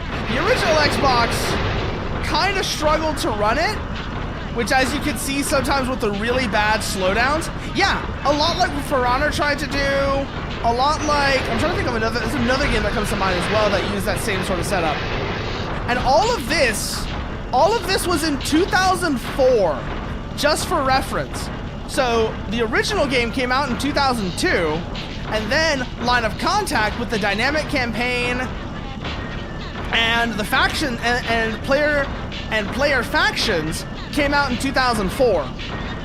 Then Chrome Hounds was 2006. It was a launch title for the Xbox 360, in fact. If memory serves me right. In fact, if memory serves me right, Chrome Hounds was a launch title for the Xbox 360. Alright, we need to clear out this way now, because we just came from there. I don't know what our platoon mate's doing there.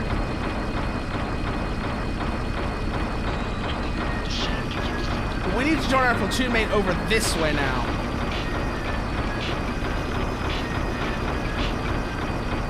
But also, there is a thing I have to say about this game. This game, Line of Contact more so, but Steel Battalion as a series made MechWarrior quite literally unplayable for me, because I was so spoiled by Steel Battalion with this right here, just the ability to do that spoiled me so much that it rendered basically rendered the MechWarrior series functionally unplayable for me, because I'm just like, wait, so all I can do in MechWarrior is go forwards, go backwards, rotate left, rotate right, and if you like me enough, I might get a little rocket that goes up slowly. That's disappointing. Like, that was my reaction to the MechWarrior series after having played this, but more so Line of Contact. Like, whenever I need to get Line of Contact working, which is going to be a whole process.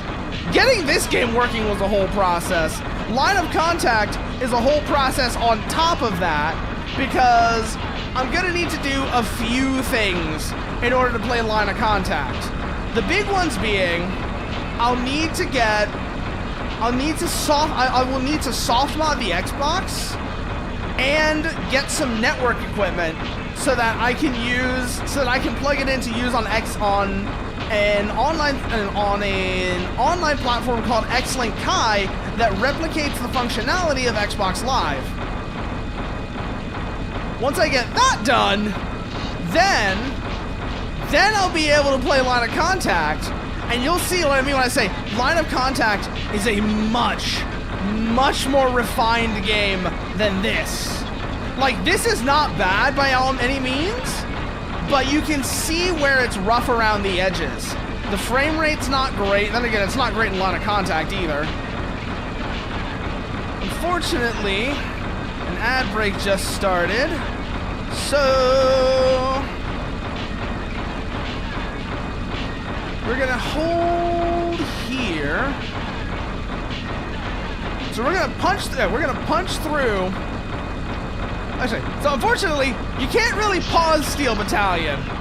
That's one of its little quirks. It's not really a game you can pause.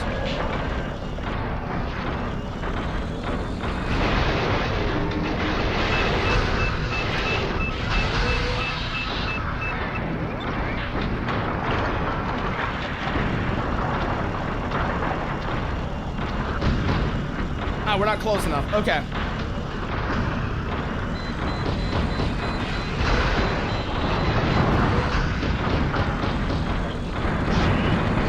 Alright, next enemy VT.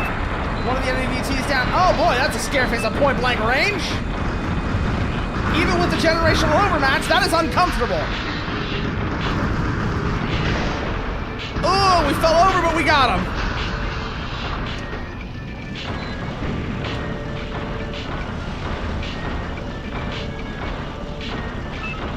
So that VT we just killed, the Scareface. So the mechs of this game are referred to as VTs, short for vertical tank. And one of the things about them is they come in 3 generations. Each generation generally having performance improvements over the previous one. So what we're in right now, the Blade, is a 2nd generation VT, which is the biggest performance jump, generally speaking. 2nd generation VTs have some additional systems on them that are a huge boost, substantial boost over their 1st generation counterparts. The big one being the ability to automatically track moving targets. They have an upgraded fire control system that makes them better at tracking moving targets, so that a 2nd gen VT is much better equipped to fire on the move than a 1st generation counterpart with the earlier fire control system.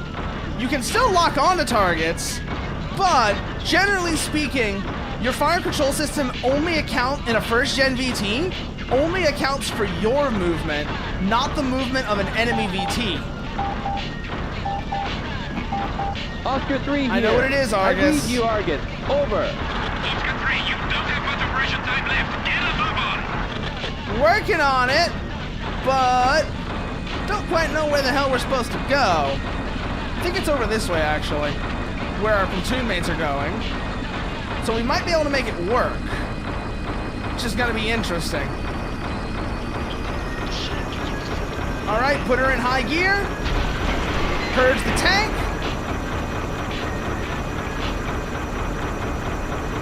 No, it's not over here. We need to go that way.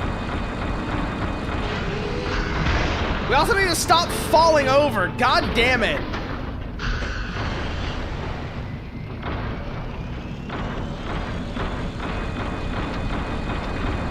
We have 2 minutes of operational time left. This is gonna be tight.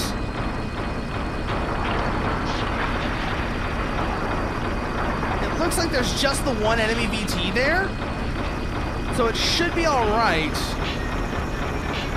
But we'll find out. We'll find out right now.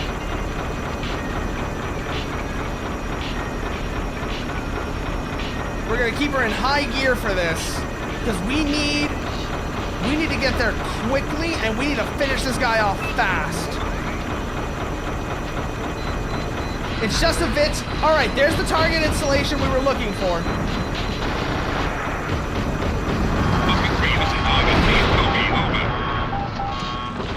Oscar 3 This is here. Oscar 3, we I gotcha. read you, Argus. Over.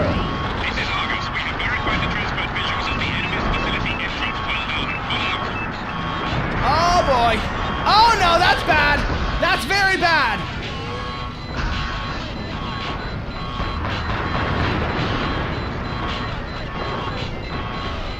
You probably don't know what that means. Believe me, it means trouble. That word, Jarlax, that is a scary word to see. That is a very scary word to see. Whoo! Ooh.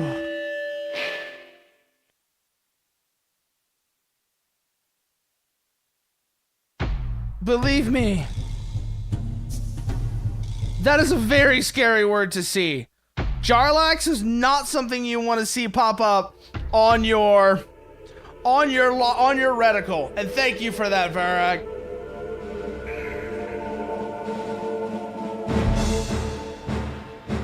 Like, it probably doesn't make much sense if you aren't familiar with Steel Battalion. Like, you're probably not familiar with Steel Battalion, but you're probably not familiar with Steel Battalion. But let me just tell you right now, seeing an enemy VT seeing your lock display read Jarlax means trouble.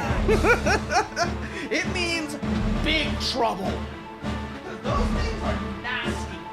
Those things are legitimately some of the nastiest VTs in their generation. In fact, I'd even go so far as to say certain Jarlax VTs are the nastiest VTs in the game. They're a second gen model, but certain Jarlax models can go toe-to-toe with third generation VTs like the Juggernaut and the Quasar. So not even small third gens like the Regal Dress model, but proper, full-size, full-fat third gen VTs, which are some of the most powerful VTs in the game. I will just remind you real quickly. The Jarlax VTs are second gen VTs that can go toe-to-toe with them. At least some models can. Most of the ones that can are thankfully not in the first game. They're mostly, you mostly see them in line of contact, but they are a very, very unpleasant encounter. I'll just say that right now. You do not want to you stop, you take a moment to see Jarlax pop up on your screen. Once you know what you're dealing with, when you see Jarlax pop up like that, stop. You take a moment to respect that right. Respect that right. Don't, it will kill you.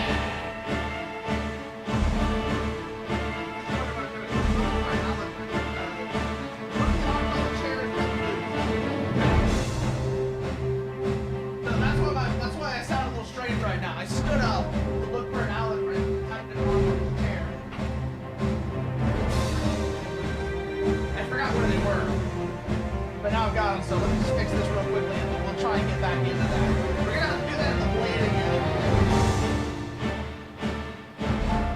Unfortunately, I do not currently have enough supply points for a prominence, which would be the better choice to fight Jarlax with. Like, if you have to fight Jarlax, it's better to do it in a prominence, but unfortunately, I'm not in a situation where I can have a prominence. That's gonna put us at a disadvantage.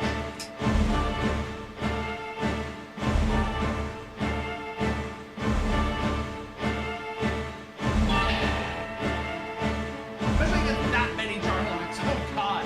That was kind of terrifying. That was actually kind of terrifying. As soon as I saw the word Jarlax there, I was like, oh god. It was very much one of those oh god moments. We're just like, yeah, we should not be here. This is the sign that we came to the wrong neighborhood. All of those Jarlax PTs popping out of that door, of that hangar, of that door, as soon as we showed up. That was the sign we came to the wrong neighborhood. But also, we'll be right back, Milman. We'll be back in a couple of minutes. So, I will see y'all in a few.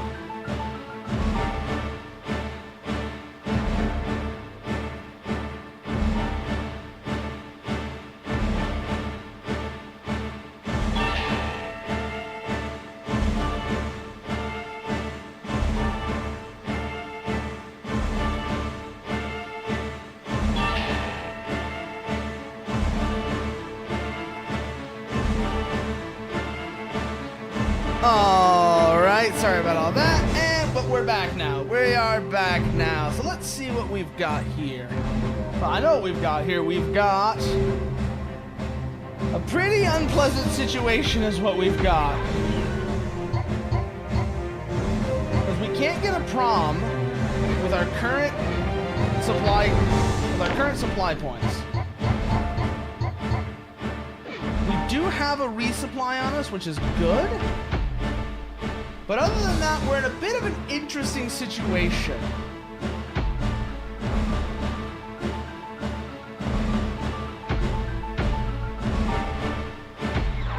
Make sure our weapons are still good. Yes, they are. Also, remember to use the DLGMs. I forgot that I had those, and they might actually help us out here. I forgot we had the DLGMs, which would probably help us out with closing in the engagement on some of the other VTs. Would also save us ammo, which is going to be really useful for when we're trying to flee, when we have to run from the Jarlax. Because, let me say right now, you don't fight those guys. You don't fight those guys. I am not joking when I say, like, I had a bit of a panic moment there. My default instinct was, I'm going to charge in there and fight them. And I was like, wait, this is a terrible idea. Those are Jarlax. What am I doing? Because, no, seriously. I was completely serious when I said Jarlax VTs are nasty. More so in line of contact than in the first game, but still not something to be taken lightly. Very much not an enemy to be taken lightly, because if you do, you will regret it. You will deeply regret not taking a Jarlax VT seriously. They are some of the most dangerous enemies in the game.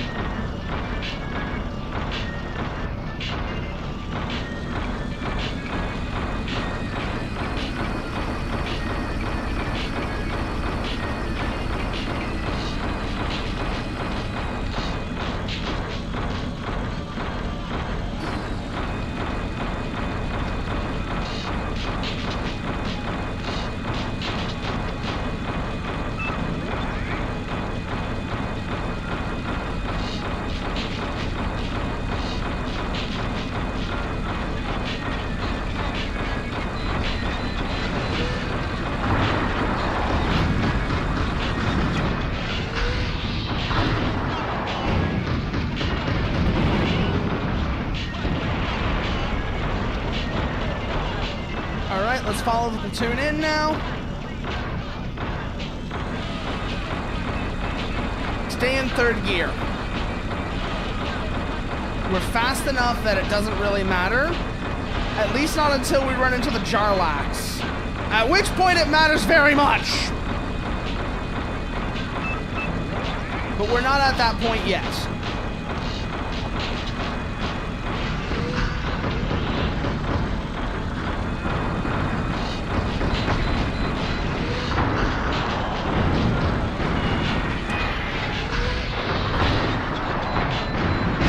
New magazine. All right, that's the second scare face down.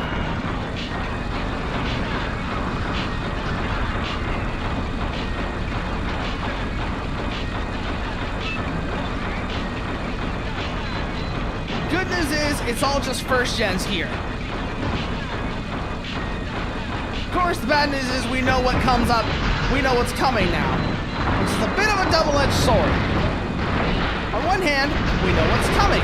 So we know that once we've located the facility, we can immediately turn around and run. On the other hand, we know what's coming, so we're not going to sweep the map as thoroughly, which means we probably won't have as many supply points to work with than if we had gone on a full, thorough sweep.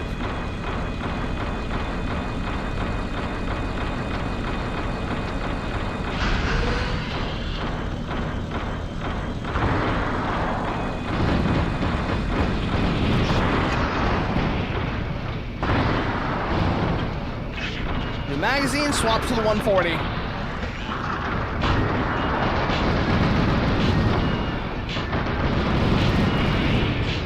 Okay, takes care of that problem. Now,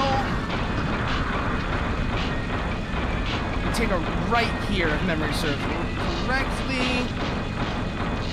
Well, I'm not sure. Pretty sure it's a right here. Punch through these 3 VTs, and then take that right branch. And that'll get us to the facility itself.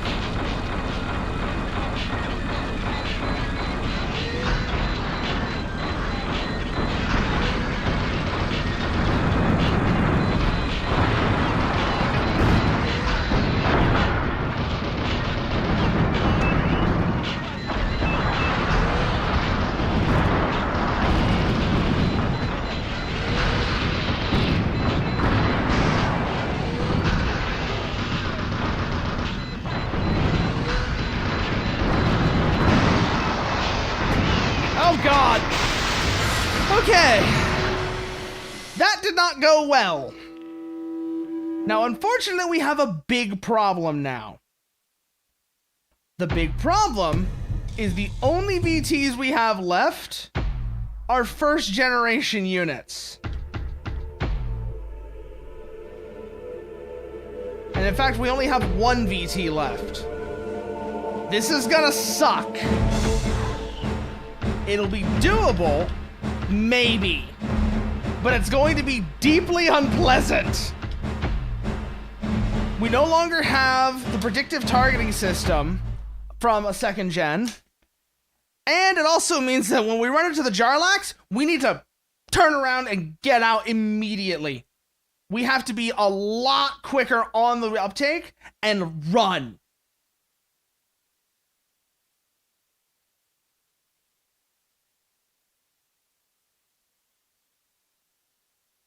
That's the main takeaway, is that we're gonna have to be a lot quicker on the uptake when we actually get to the facility, when it comes to turning around and fleeing the Jarlax. That's assuming we survive. If not, I'm not ejecting. I'm not ejecting because there's no point. We're out of supply points, we're out of VTs. It's game over either way. So, last chance, here we go.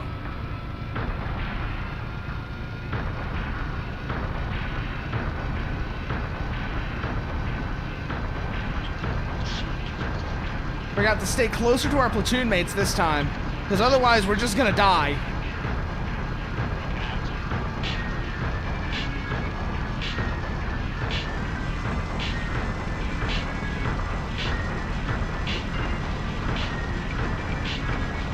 I can already see how much I'm gonna miss.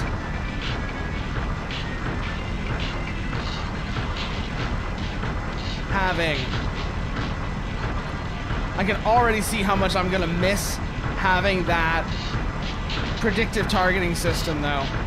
Just being able to take those drive-by shots, we can still kind of do it, but it's nowhere near as easy now. It is a significantly harder thing to do because we're gonna have to do it all manually.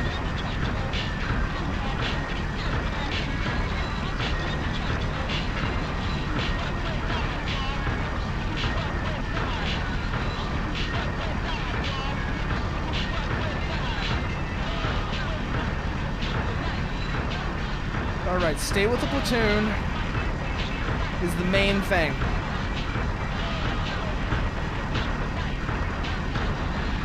This is gonna suck. So just embrace the suck.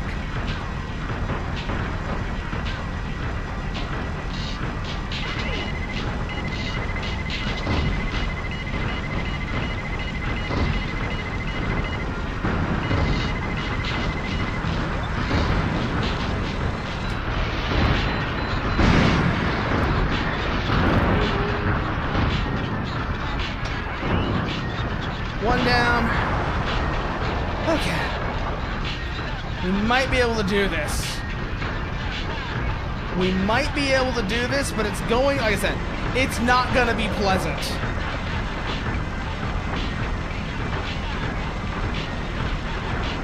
So just push through towards next target point.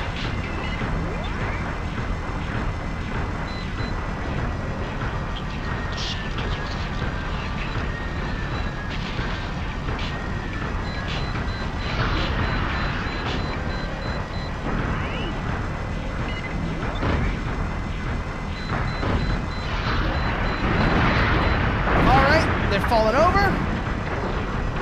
Let's go for the kill.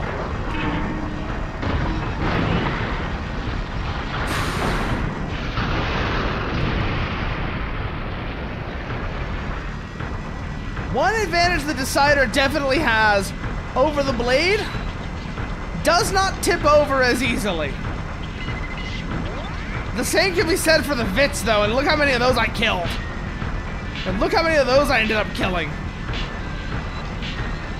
It's really just gonna come down to who's a better pilot. Thankfully, the answer in most of these cases is me. But I have a feeling we would probably be best served by waiting here for the platoon to catch up instead of rushing ahead like we would in the Blade or if we had a prominence of our own. For no other reason than that way the enemy has more things to shoot at.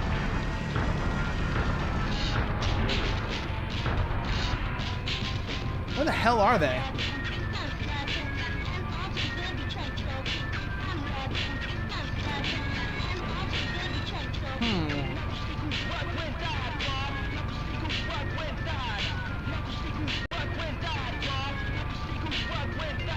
We might just have to go for it, actually. Oh, thinking about it. We might just have to go for it.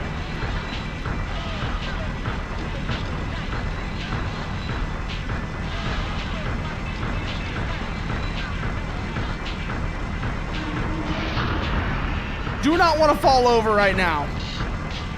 Do not want to fall over. We could kind of afford to fall over before. We cannot afford to fall over now.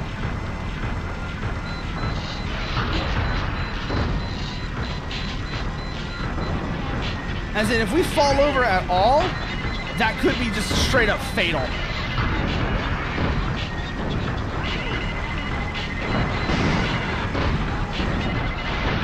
We're an old VT. Same gen as these guys.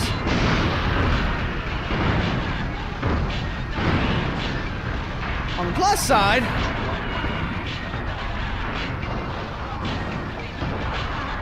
we've got Wagon second Master, gens this is with Oscar us. 3. Do you copy? Over. This is Wagon Master. Oscar 3, what is it? This is Oscar 3. Requesting hold here, supplies. get resupply. Send supply chopper ASAP. This is Wagon Master. Roger that. The supply chopper is on its way. And once they catch up, we'll move ahead into the next zone where the facility should be. We've got the time to spare. There's no reason to rush it. Especially considering what happened to the mission timer once the Jarlax show up.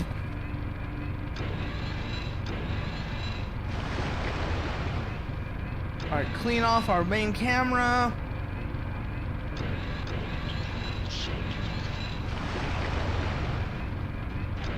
Good. There's the supply chopper. There's the rest. There's one of our platoon mates. So we'll hold here. Let this hold here for resupply. Once that's done, then we can move on ahead. Preferably with that prominence following us. Or really, I should say, we're going to follow that prominence, is what I should say.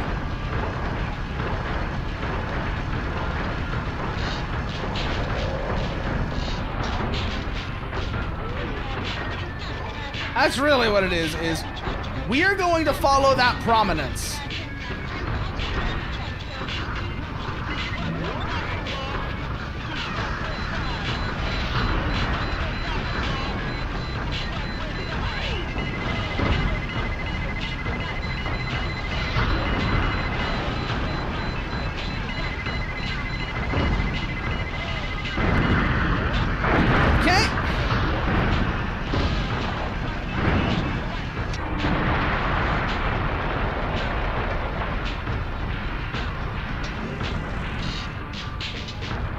Okay, so the prom is going that way now.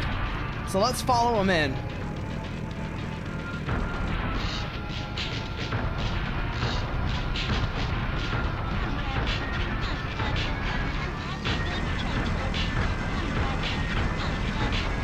That's all we can really do at this point. We are very much not equipped for this situation.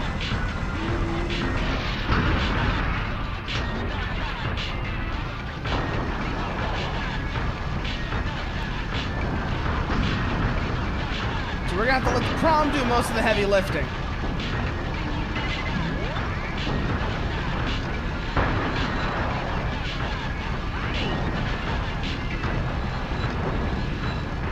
Hopefully by the end of this, we'll be able to get a prom of our own.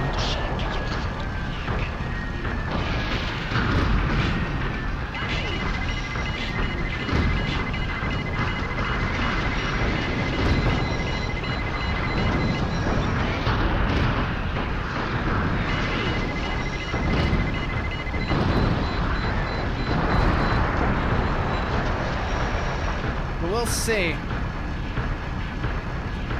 We know which way we have to go, which is really important here. We need to go this way. Hopefully the prom is also going this way. Because again, I want those Jarlaxs to have something else to shoot at other than me. If I can... No, that prom isn't going the same way I am. Oh, this is going to get interesting. This is going to get interesting very fast.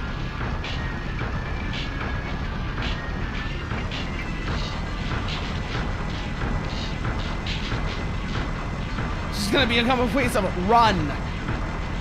That's basically what our game is going to be here. Is once we deal with this Vitz, the game is run. So let's angle ourselves so that we can immediately turn and run once we've dealt with this gate guard.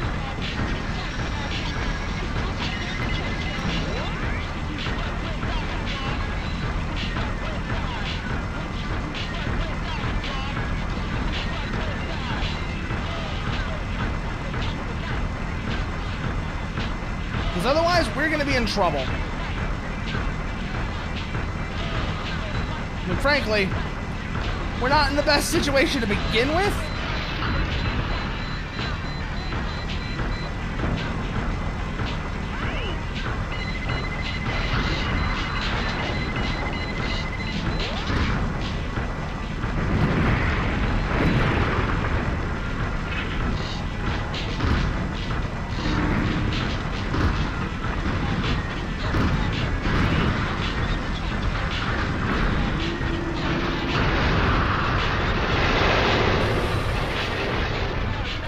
But yeah, we're going to try and approach this from a skewed angle so that when we get the call from Argus, we can just leave without having to reverse or anything like that. This is Argus. Do you copy? Over. Yep, we're running. Oscar 3 here. I read you, Argus. Over. This is Argus. We have verified the transport visuals of the enemy's facility entrance. Well done. Pull out. Doing exactly that. Manual for women, long hair tied up versus...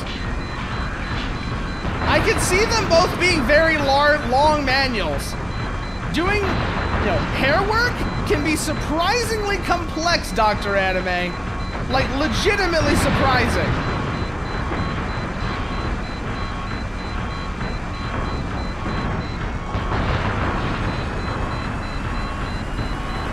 But right now, we're just running.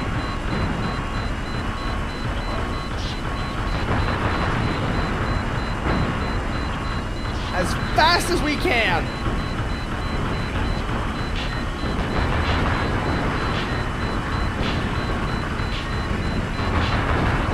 Because there are Jarlaxs behind us, and we can't fight those.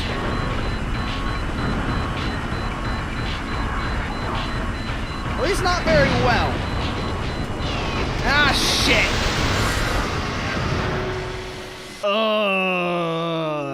Well, that's the end of this save. That is in fact the end of this save. Unfortunately. Ugh. This is August. It all went wrong once we lost. It all went wrong once we lost our second gen VT.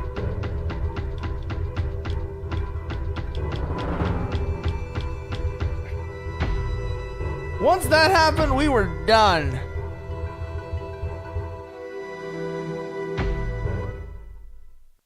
So time to do it all over again.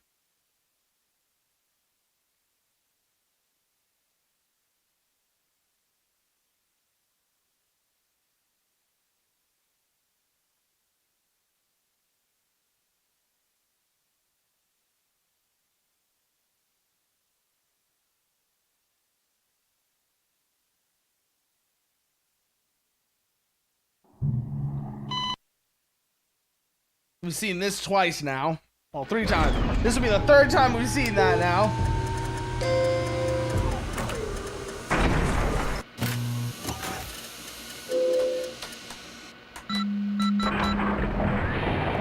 Back in the 1st gen.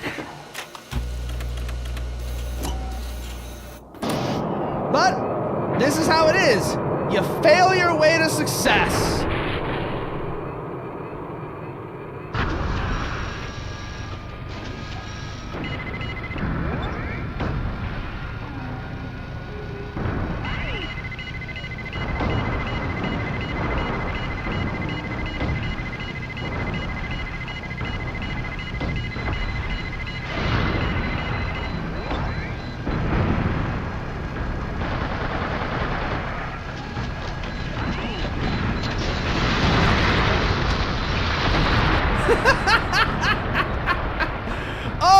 That thing.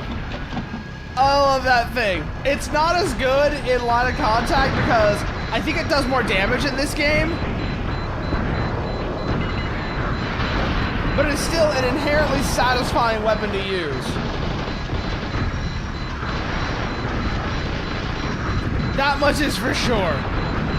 It is an inherently satisfying weapon to use. Okay, for a second there I thought I was gonna fall again. I thought I was gonna fall over again there for a second. Had me a little nervous.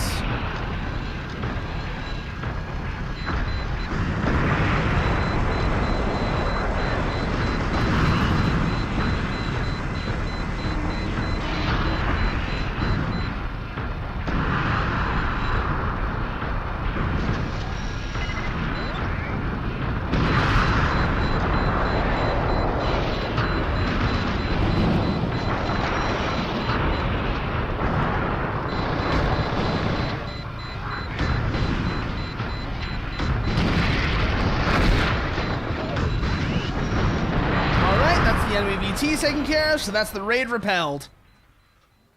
Whew. Not a bad start.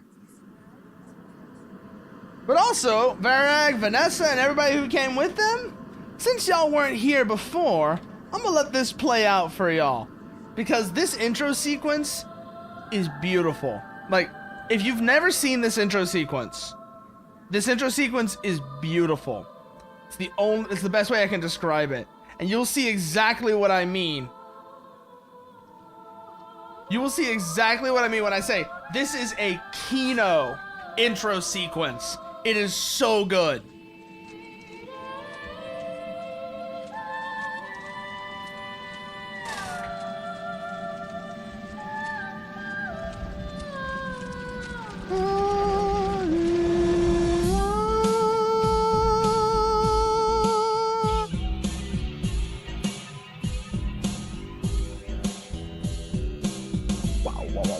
Wow. August 2nd, 2080. The Haishidao Congress declares their secession from the Pacific Rim Alliance.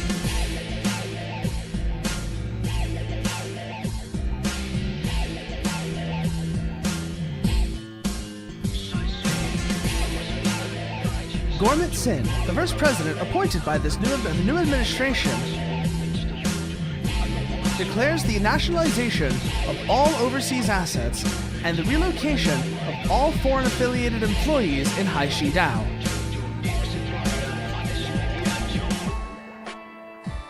With this declaration, Haishidao forces surged into the surrounding waters and invaded the neighboring islands. Taken by surprise, Pacific Rim forces were obliterated one after another. Pacific Rim Alliance forces were not only on the August 12th of that same year in an effort to seize Haishidao. The Pacific Rim forces organized an expeditionary force led by the 7th Special Panzer Division. The 90th Transportation Unit with assault landing craft and the 8th Joint Mobile Unit consisting of the 8th Mechanized Troop were deployed to carry out an amphibious landing on Haishidao. And that, my friends, is us.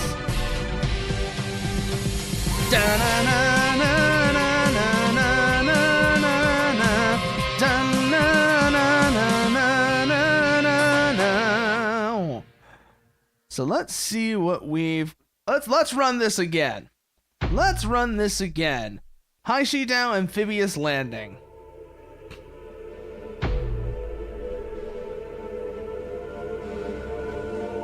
Alright, gentlemen, listen up. Our battalion will now begin the amphibious operation on the Shaowon coast of Haishidao.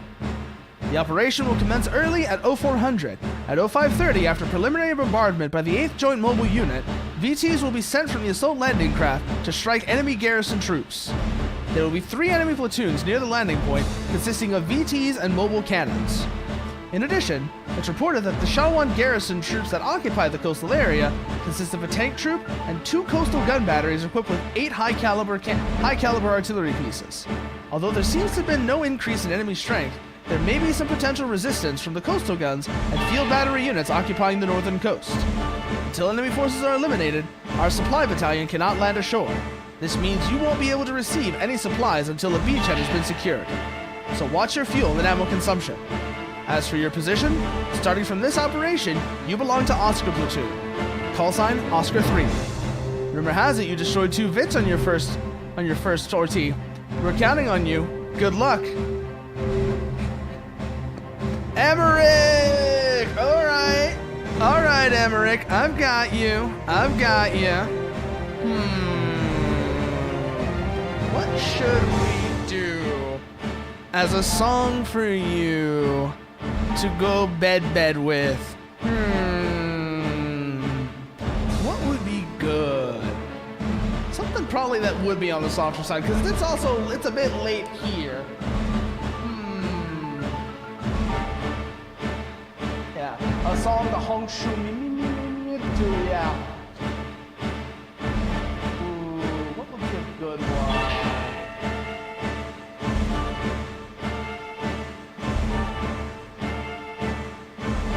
Oh, I know just the one.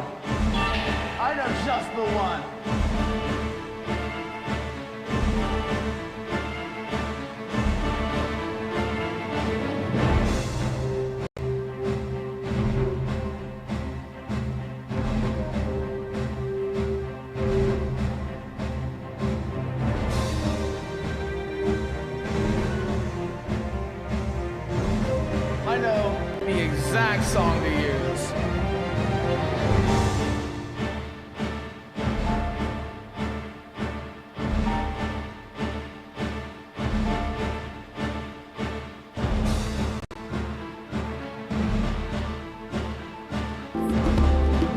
This is gonna be a little weird, just because it isn't an instrumental version, unfortunately, but we'll make it work. Trust me. Trust me, we'll make it work just fine.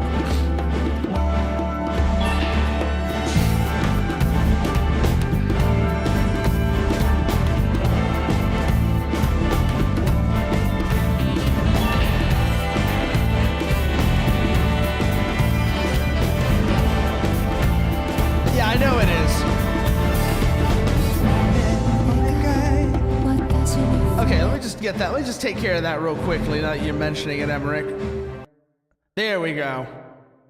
There we go.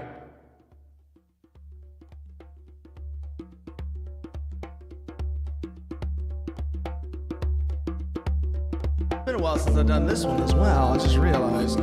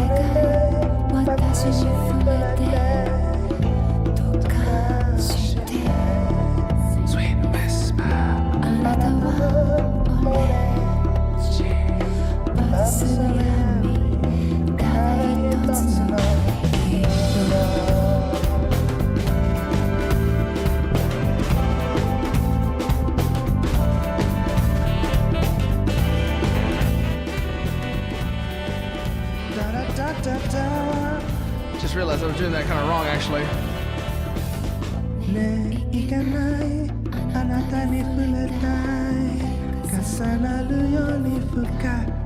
Sweet whisper. あなたがしオレンジいっそ歌方に消えたい次への道はあなたへと続くかしら忘れられない熱い眼差しそして甘い吐息As I eat the lullaby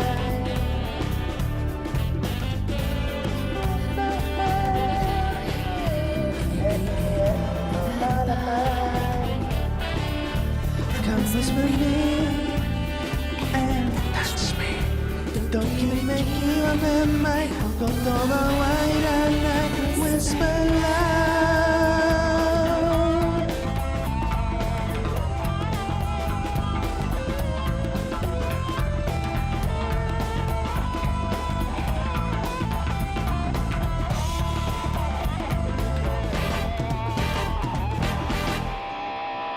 切なく危ういあなたの吐息に Sweet whisper Love sweet touch そして腕の中に埋め続けたいずっとそうしてたい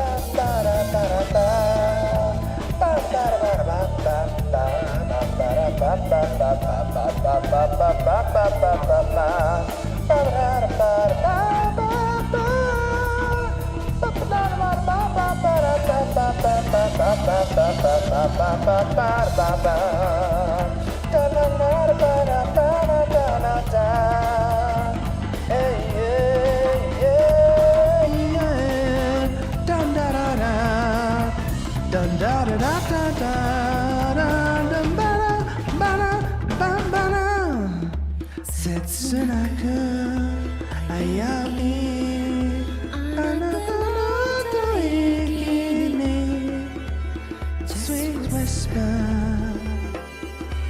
and love sweet touch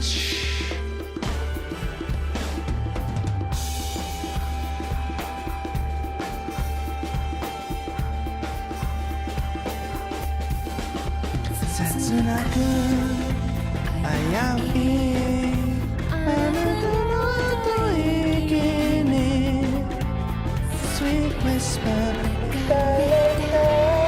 Love sweet touch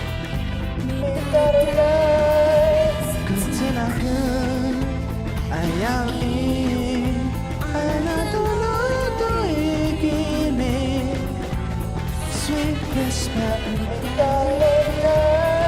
Love sweet touch 繰り 가는 모여와 미나 속을 내버려 You made some men in my day 미나 속을 내버려 And don't worry, Emmerich. You won't be having any nightmares. Or at least if you will, just remember. Dreams can't hurt you. Usually.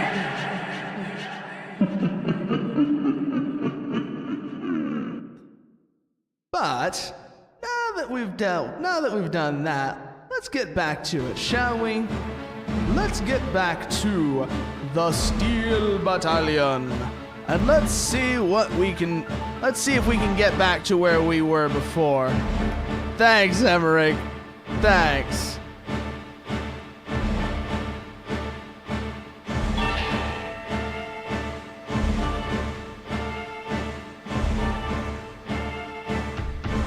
Okay, so we know what we're dealing with here is the thing. We do know the first mission is pretty straightforward. There's nothing we really have to worry about here. The biggest thing is getting out of the landing craft, and that's just a pain because there's 2 VTs in front of us. Once we're through that, though, we've got pretty much free reign of the battlefield, and the Decider is just noticeably better than any of the Haishi Dao VTs out there right now. Like, the difference is shocking. To the point where if you played Haishi Dao in the campaign for Line of Contact, the first week of Line of Contact's campaign is typically known as being a massacre.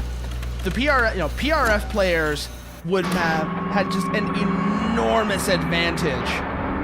Now, to be fair, it's also the week of campaign that spawned one of the more famous terms from the Line of Contact player base, specifically the concept of the Vits Ninja.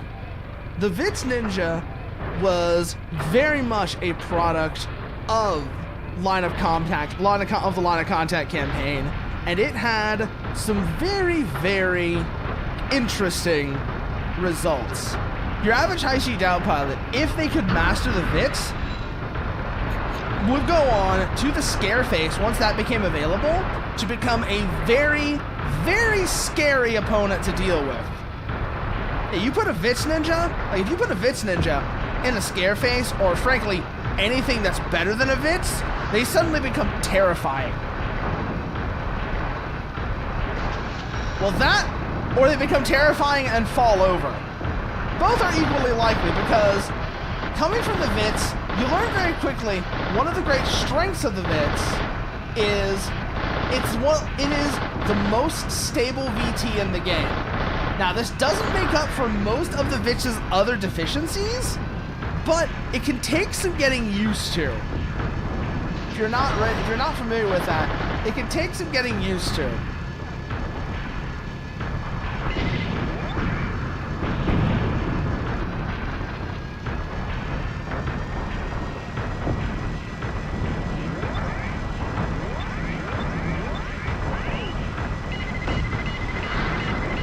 Oh god, we forgot to switch to the twin rifle.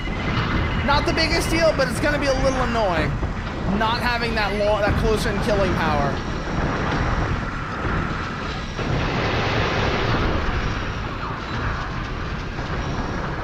Like, we'll live without it, but it's gonna be a nuisance.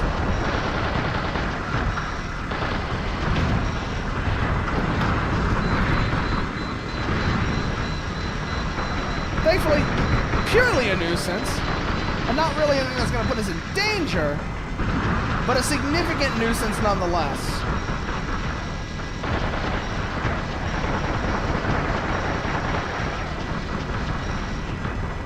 Because like I said, this mission is easy. This mission is very easy. Thankfully.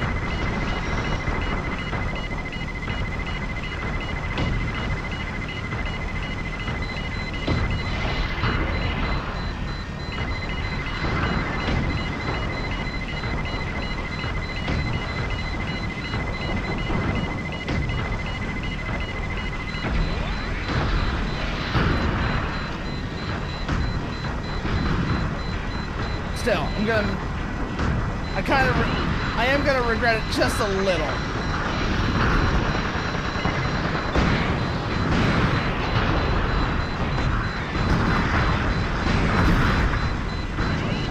Because there really is not much like the close range killing power of the 315 twin rifle on a first gen VT. The closest you would get is the 320 SR, and that's in a completely different range bracket.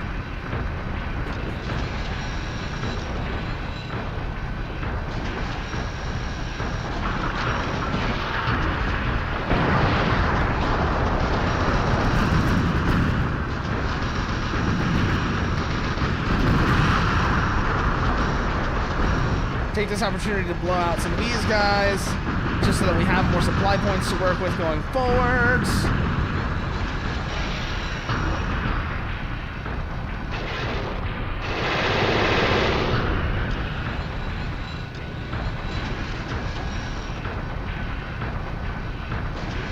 That'll make our jobs just a little bit easier. Make our life a little bit easier in the future.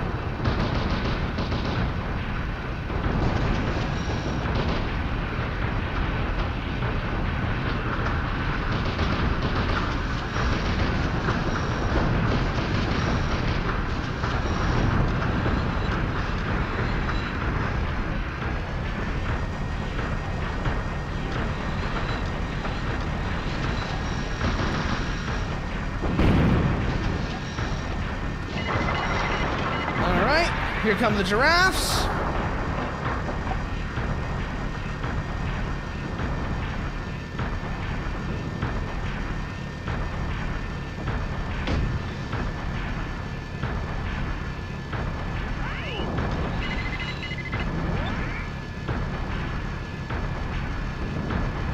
We should go for them first, actually, since they can just be one-shotted.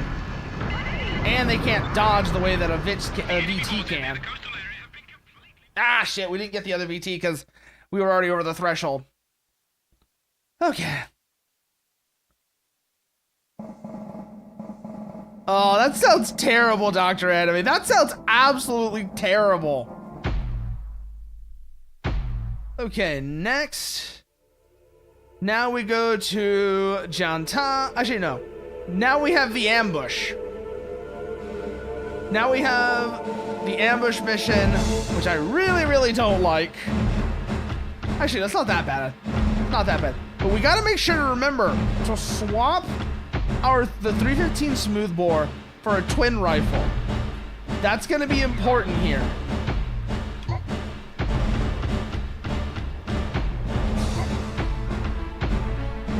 All right, now we actually have our weapon load set up correctly. So let's do that. Let's run that. Let's run this one again. Same problem as before. We are gonna have to wait for the VT transport door to open. So we can't do a third gear start, which is mildly annoying. But once we're out of the transport, it's a pretty straight shot towards the artillery VTs. So we'll run that. Also, god damn it, I just realized an ad break started. Ugh. Well, unfortunately, again, like I said, not really a game that can be paused, which is a bit of a nuisance. So we are just gonna have to run this one. Thankfully, I think this mission is longer than 3 minutes, so it's not like you're gonna miss anything important. Also, this is such an early mission that it's not that big of a deal. You know, it's first gen VT, it's a first gen VT, and it's a pretty straightforward, and it's a milk run and a first gen VT. There really isn't anything important going on here. Okay, watch our proximity alarms. All right, now we're clear.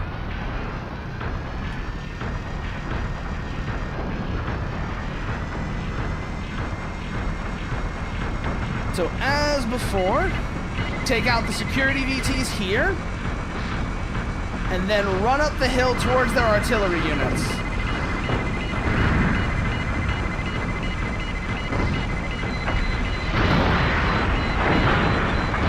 See the difference the 315 makes now?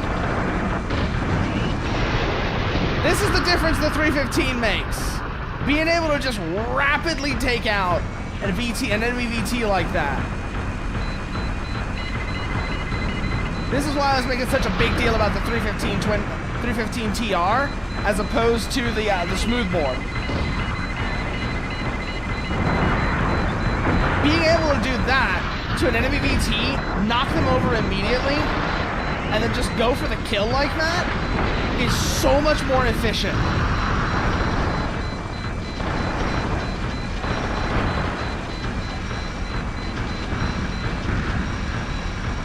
Alright. Now we just head our way up the hill and take out the rest of them. We got plenty of ammo to work with, so this should go pretty well. We're in good condition, we got plenty of ammo. And we just frankly overall have an advantage here. We're in a position of strength, we're in a position of advantage. This should go just fine, honestly.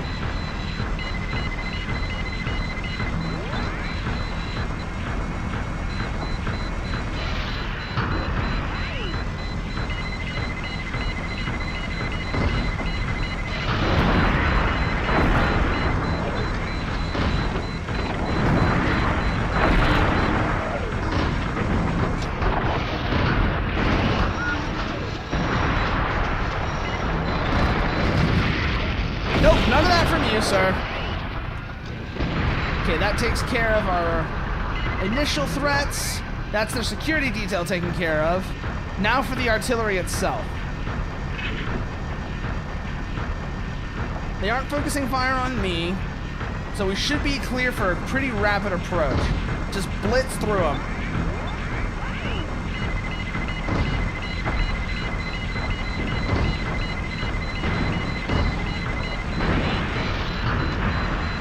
One down.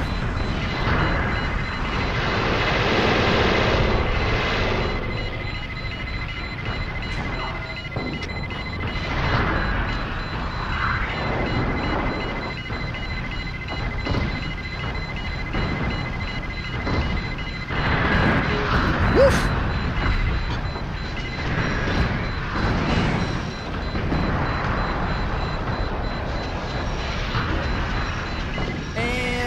You now.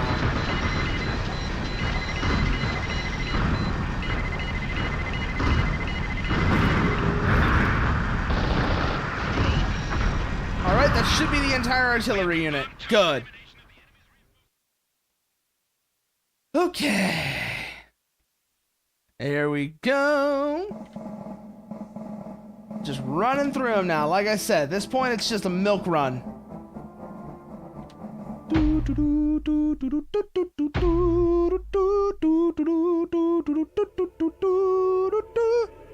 Alright, now it's time for Janta City. We're gonna want some things here.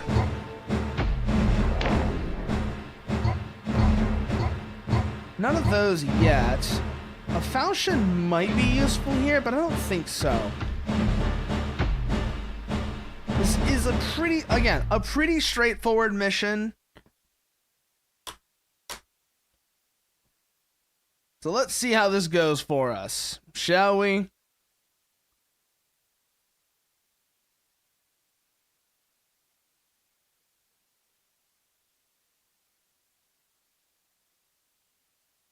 Look at him go! Look at him go! Whee!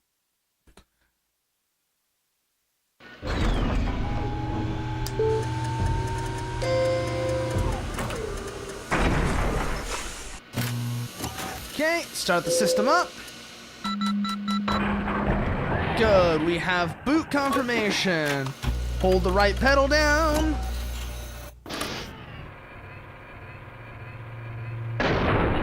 And let's get going.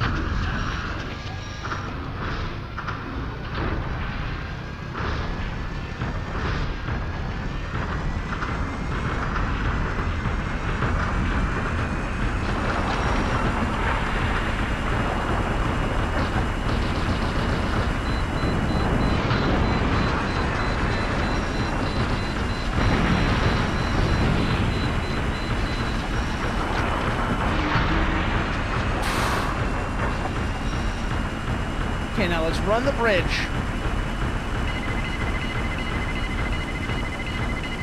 Ooh, that slowdown is not pleasant.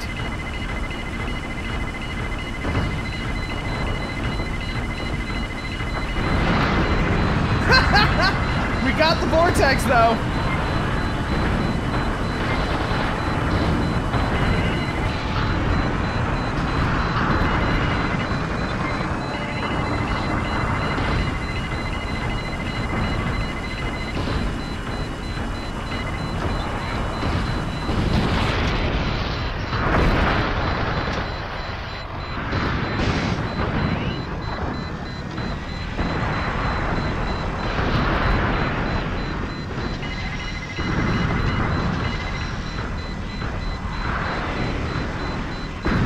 Wash our main camera off and get clear.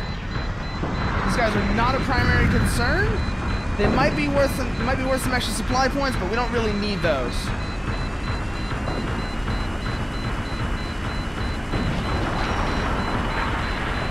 Here comes our first real threat.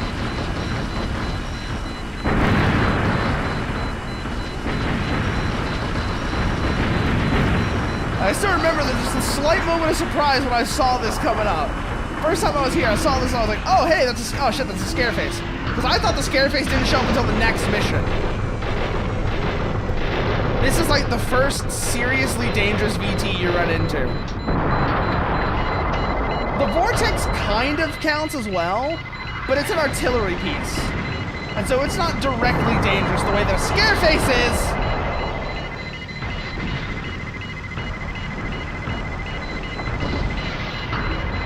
Where the scare face can take you in a stand-up fight.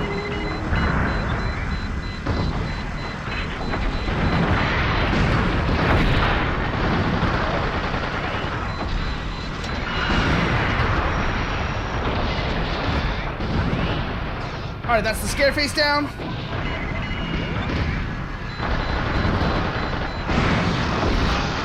Ah, god damn it. Right as we get into the city, too. Oh. Get cocky. That's what happens when you get cocky.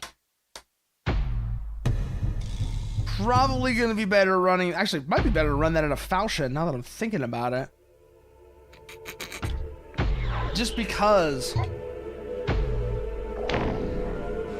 the falchion does have the 200 AR, which works really well here, actually.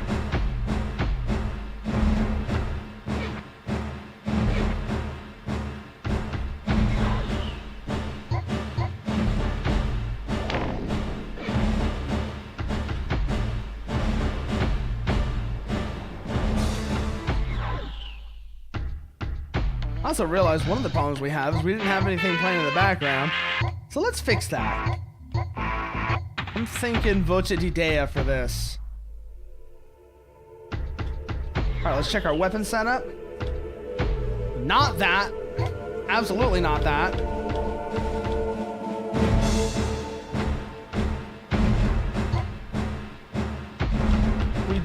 If we ditch the drop tank, we would be able to.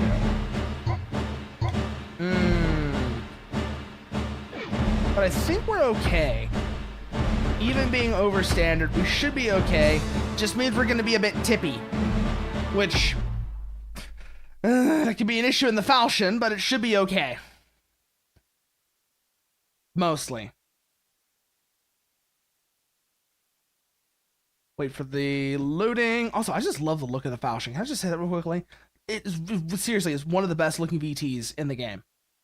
Unironically, the falchion is one of the best looking VTs in the game. Especially if you load it out with especially if you load it out with 2 ARs, so you've got one on each side. It's not a very good loadout because you run out of ammo too quickly, but it looks really cool. It legitimately looks really, really cool when you load out a falchion that way. There might be some situations where it's actually not a bad idea. When you know you're just going to be dealing with almost exclusively VTs. But unfortunately, that's not most of the time in a first gen. Alright, we're going to run third gear start. because this ground is pretty flat and it's paved. So even something with as poor torque as the Falchion should be able to handle it.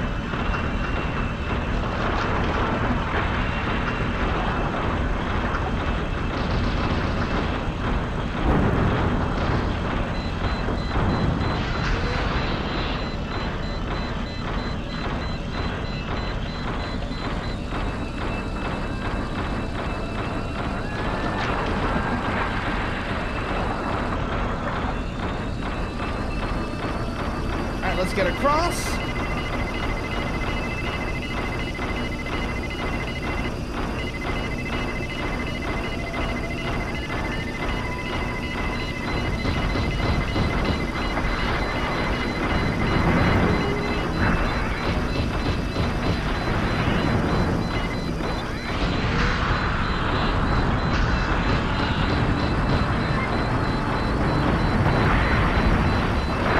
Switch to the MG.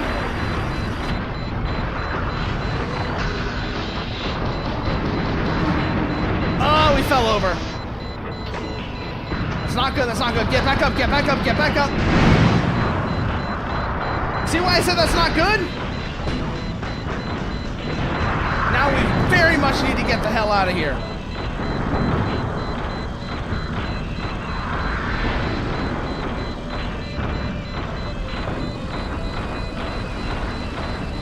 So let's fully leverage our speed, get clear of the artillery unit, then we're gonna need to resupply pretty much immediately. Even before we fight the Scareface. In fact, even before we fight the Scareface, we're gonna need to resupply.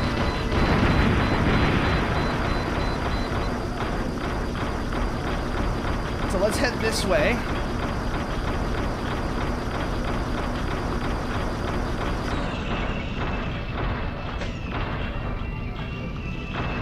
Oh, that tippiness almost got us killed there.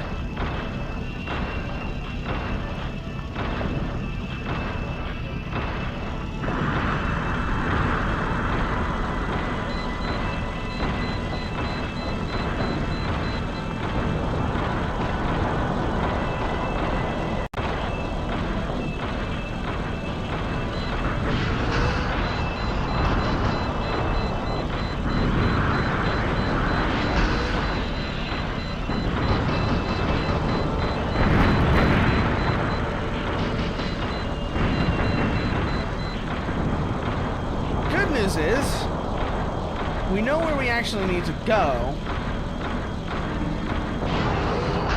based on that knowledge, and also now the fact we're out of range of the artillery Wagon Master, unit. this is So Oscar let's call 3. for support Do now. you copy? Over. This is Wagon Master. Oscar 3, what is it? This is Oscar 3, requesting supplies. Send supply chopper ASAP. I did get some, right? This is Wagon Master. Roger that. The supply Yes, I did. chopper Good. is on its way. I do have resupply. Good. And we should be in a spot where they can reach us without too much trouble. We're gonna find out if that's the case or not, but it should be okay. Because, like I said, we can't take that Scareface right now. We cannot take that Scareface in a fight. If we try it, we are going to get absolutely mauled. Especially in a light VT like this. It is not happening. It is 100% not happening. There's no way it's happening. No way it's a good idea. So, we're gonna hold here for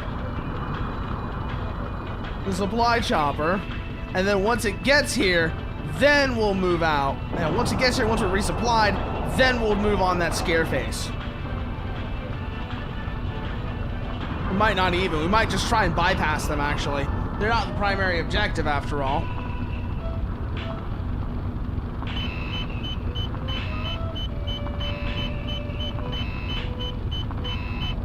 It should be doable, though. Just not ideal. Okay, resupply complete.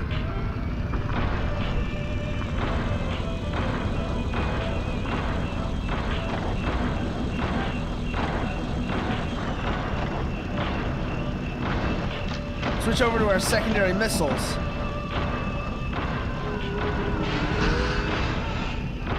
probably have been making more use of these to begin with, but I just remember that I had them.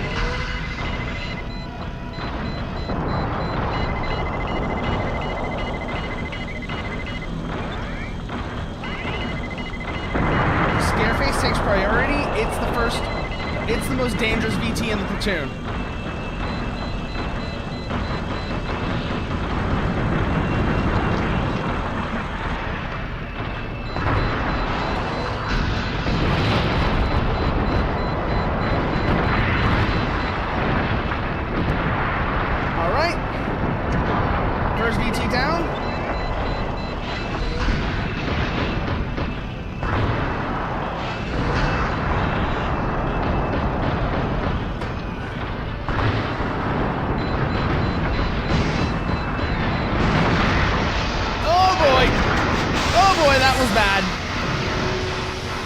Okay. So, yeah, Decider is definitely the better call here. Decider is definitely the better call here.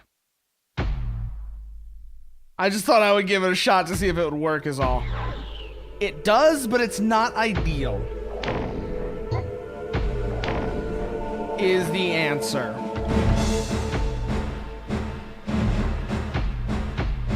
It can work, but it's very tippy, and that did actually screw us over. Don't really use the plasma torch much, so we can ditch it, which will let us take a 140 mg, which will be more useful than the 120.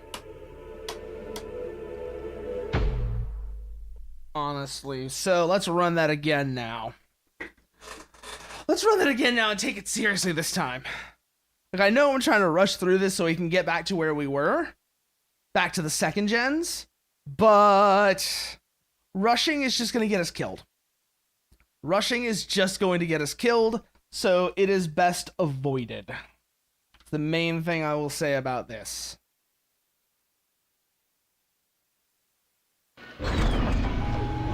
So swap that back, no, turn that back on. Yep, slow is smooth, smooth is fast. Indeed, Nuker.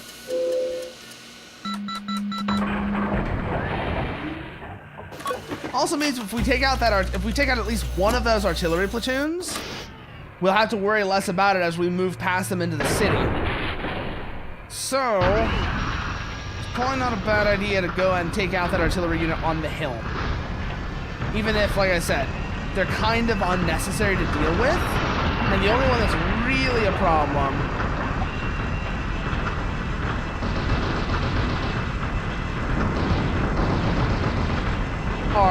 is the VT platoon in the city.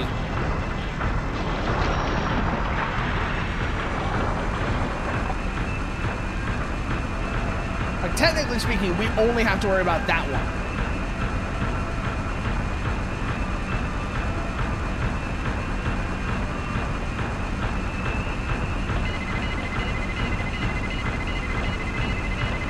But these guys make that fight more difficult if they're left alive.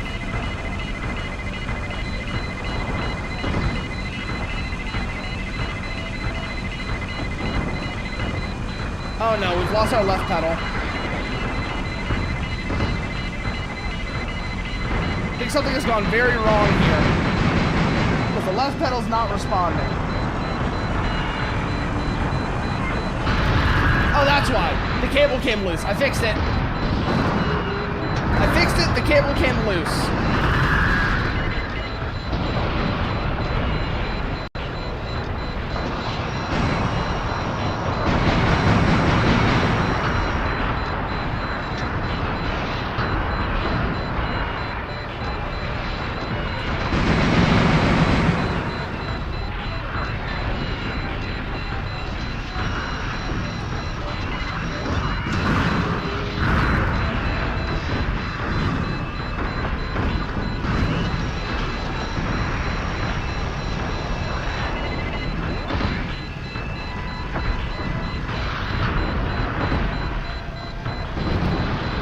The cable for the pedals came loose, which is why I lost my left pedal for a second there.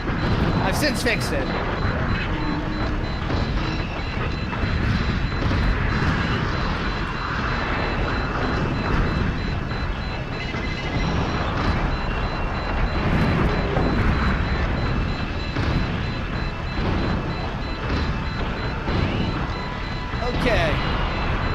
out that artillery unit. Let's just move on up ahead. We're not in good shape, so fighting these guys is not going to really be to our benefit. We didn't tip over this time, thankfully, but we're still not in great condition.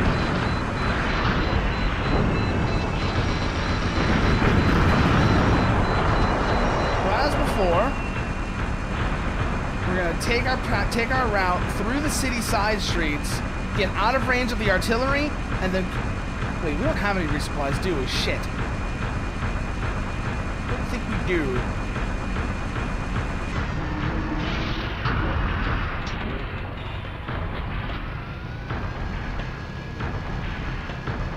Slow down here. We're gonna have to take this very conservatively now.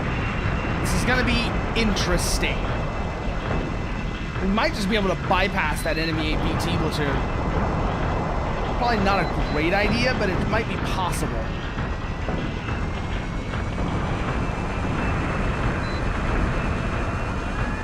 Let's give it a shot.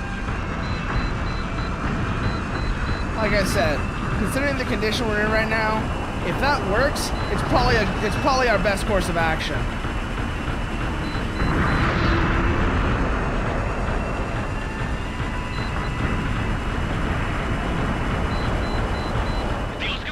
All right, we're through. We're through. All right.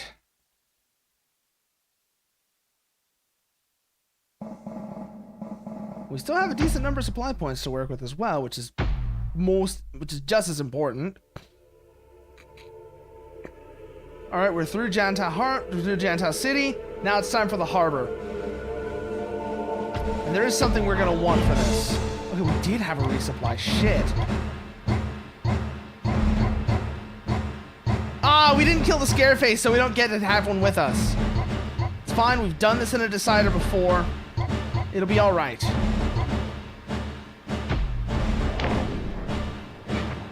We have done this before in a decider. It'll be fine. We can make this work. It just won't be ideal. We know what we have to do. So as long as we stick to the general plan, we should be okay.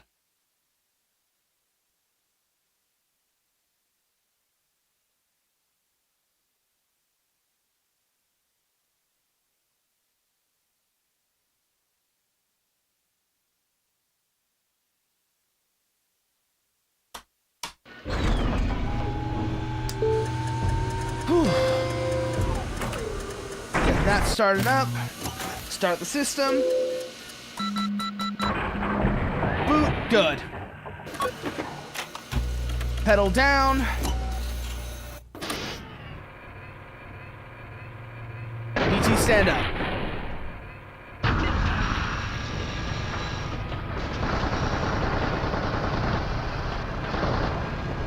Clear out those infantry so they don't take us out, so they don't hit us with any anti-BT missiles.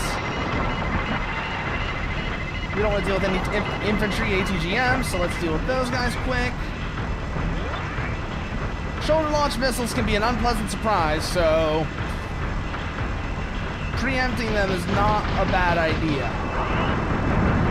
Just generally speaking.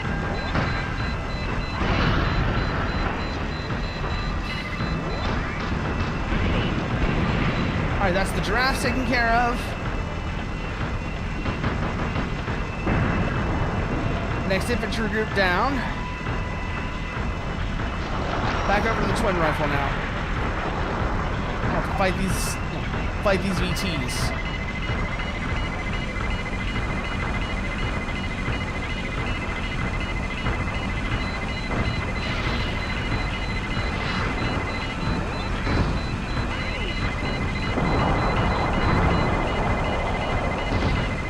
Good news is,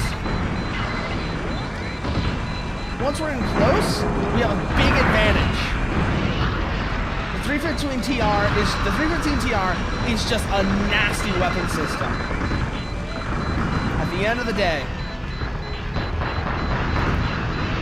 we can fully leverage that. We can fully leverage that close-in killing power to take out those enemy VTs. Let's see, our next objective is going to be... Well, first we gotta clear out this VT, and then once we do, everything else gets pretty straightforward. We have 3 bursts left. It won't be enough on its own, but take this out.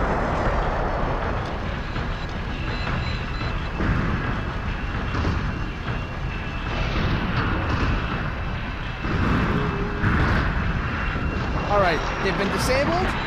Switch over to the 140.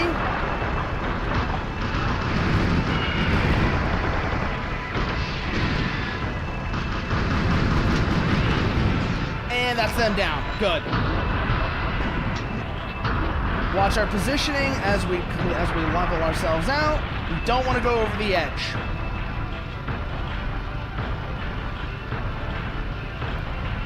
Catch up with our platoon now. And we'll go from there. Our current supply state is good. So hopefully we'll be able to hold off from calling Wagon Master until we're directly engaging the battleship. God, imagine this mission. Imagine this mission if instead of just having to fight the battleship directly, it was bombarding you the whole time like artillery. That would be so nasty. Like, if basically the battleship was the equivalent of dealing with a platoon of vortexes. Dear God, that would be terrifying.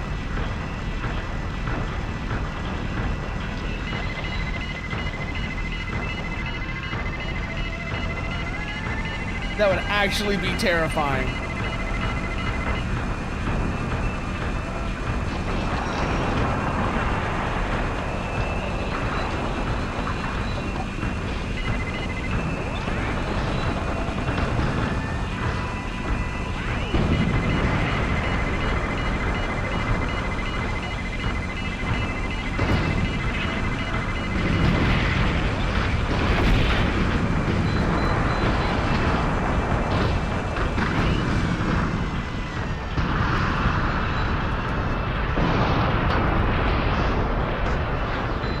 Back now. Ooh, that one went right past us. On the plus side, after this, we are gonna have... Actually, no. On the plus side, after this, we're gonna have second-gen VTs. And also, now that I know how to fight the ship...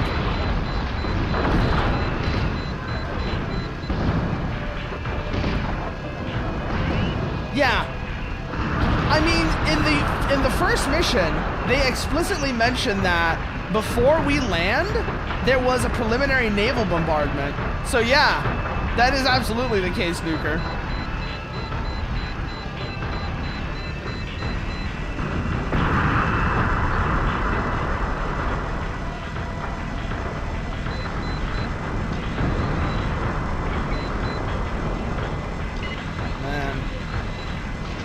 On original hardware really is just the prison for this game. Because like I said, you can just feel the frame rate. Between the frame rate and just feeling how this controller has aged.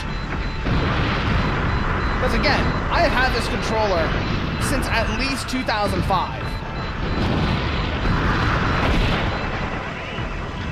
I've had this controller since at least 2005. And you can feel that it has been 20 years for this thing in some ways.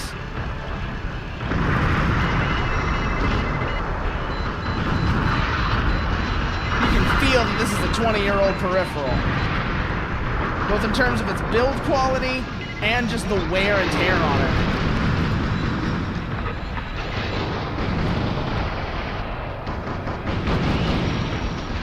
Both in terms of wear and tear and build quality, you can really feel that this is a 20-year-old peripheral.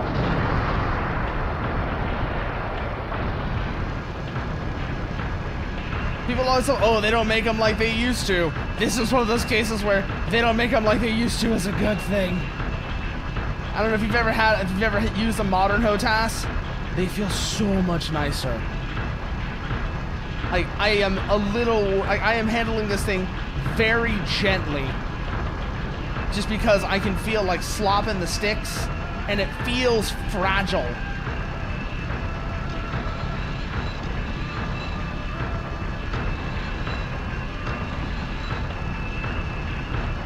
God, I would love to take this main board.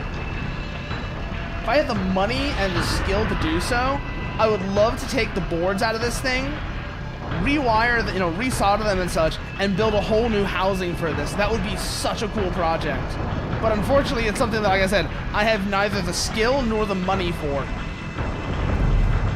Like, really modernize this controller so that it feels like a high quality, like how it feels the same as like the way a high quality sim peripheral that you can get today feels.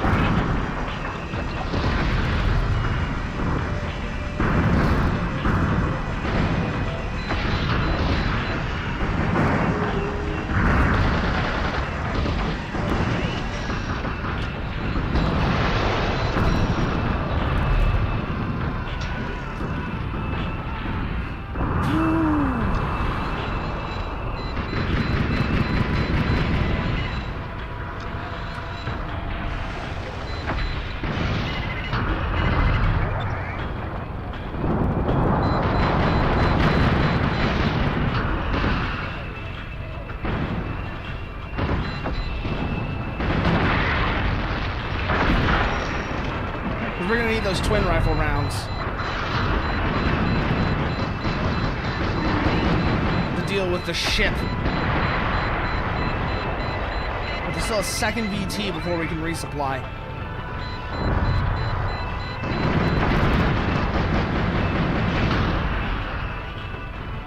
Where's our battery mark? It's down there. I'm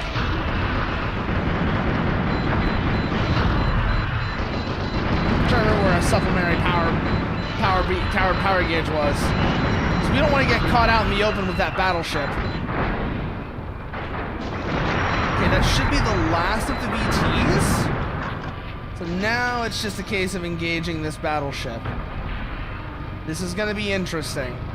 I mean, I've done this before, but it is never easy.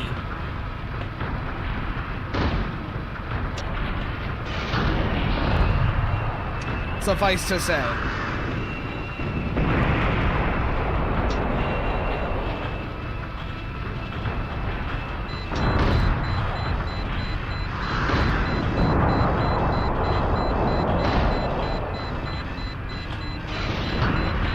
Whew.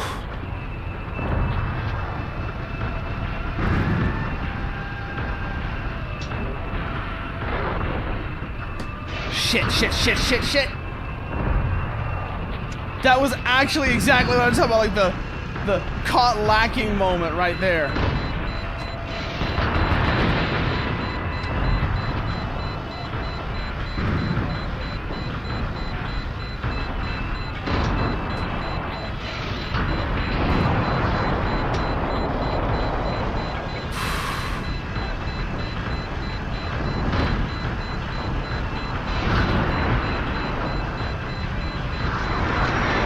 Switch to the 140.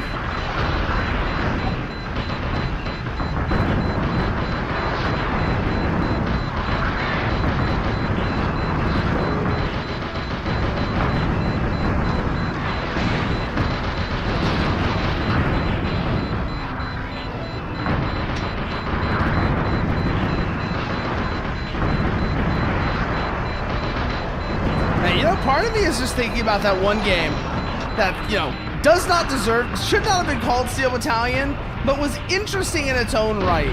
Heavy Armor, the one that came out with the one that was saddled with the Kinect, was unfortunately saddled with the Kinect and everything that came with that.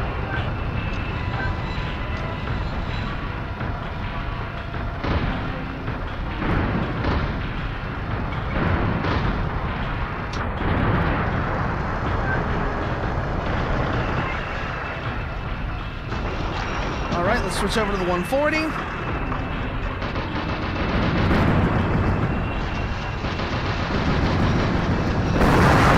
All right, there goes the battleship. Rip boat.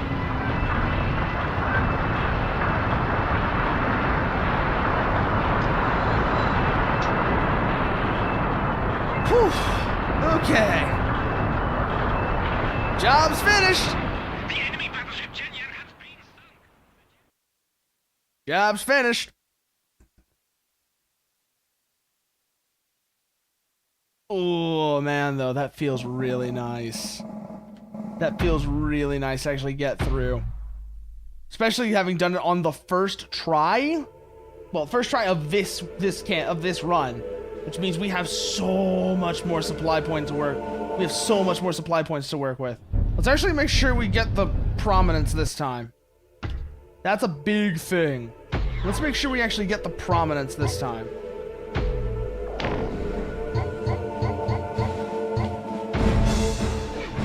Okay, we have supply. That's fine there. Yeah, we can get both of them. Probably not a good idea to, though. At least not yet. But let's see here. No. We're going over to the prom.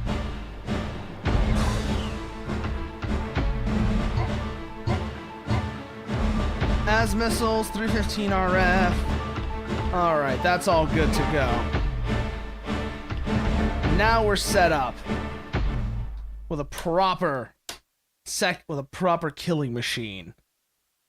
I can show you just why this thing makes such a difference. We'll show you just why this thing makes such a difference as opposed to the Blade. Which the Blade's not bad, mind you. Don't get me wrong. The Blade's not bad, but it's a light VT. And that makes some pretty substantial difference in terms of what you're able to do with it. Alright. Okay, so once again, second gen cockpit. Such an upgrade. Seriously, the second gen cockpit is such an upgrade.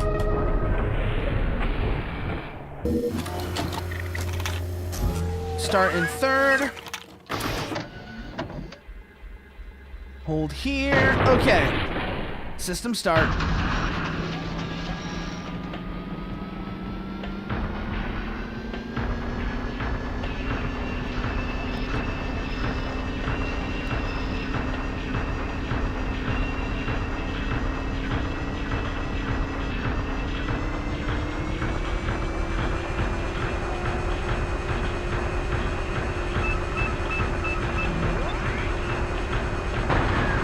Missile out.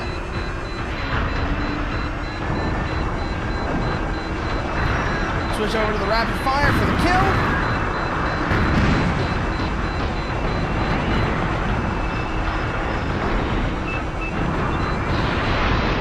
Also, on that, fuck. Did we get knocked over on that bitch carcass? We probably did. Probably exactly what knocked us over just now.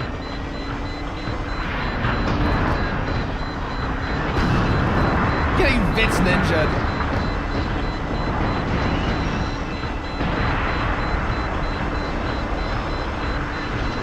Alright, let's locate that container.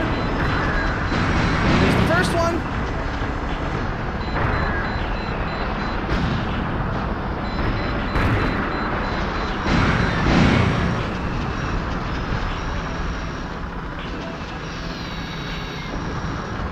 First container secured.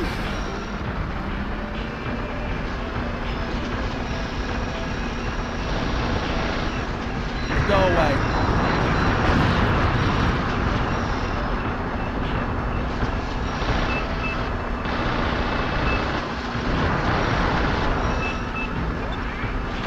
Switch over to the missiles.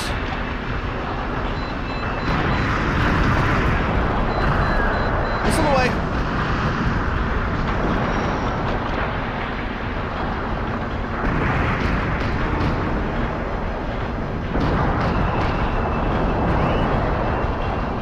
Second enemy VT down.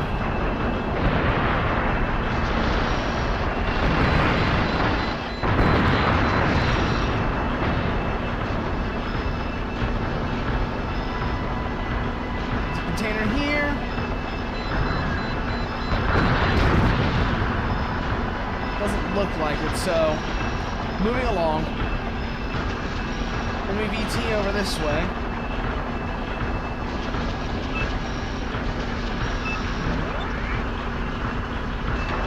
Switch back over to our missiles. Off the tube, out the tube.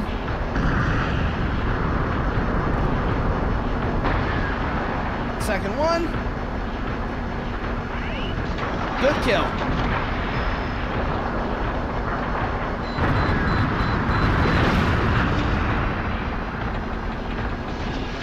Where's that damn container at? Got one of them. But there's still two left.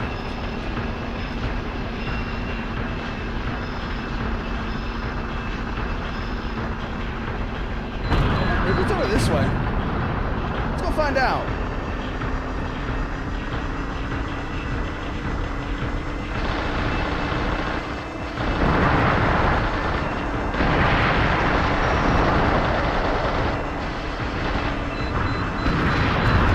Even with these guys being armed guerrillas, there is something about this mission that does feel just like profoundly wrong. And I do wonder how much of this was based off of some of the Vietnam era atrocities, you know, like My Lai and such.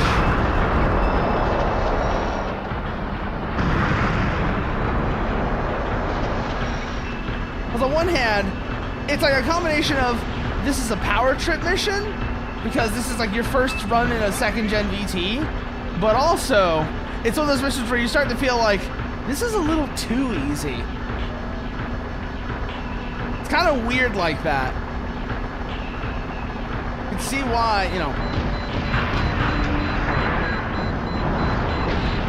It also does a great job of building up the moral ambiguity that would be more prevalent in line of contact between Pacific Rim forces and Hai Shi Dao.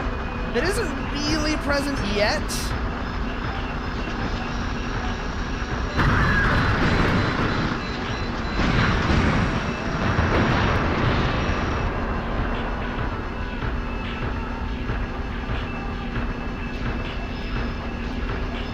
But let's see. Like I said, we gotta find trailer that has the container on it. That's the main thing right now. And I'm not seeing it. It should be pretty visible. It's annoying me just a bit.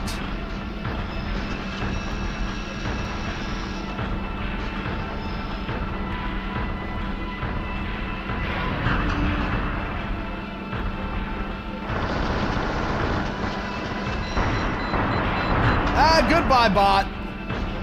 Goodbye, bot. You will not be missed. There's the next one.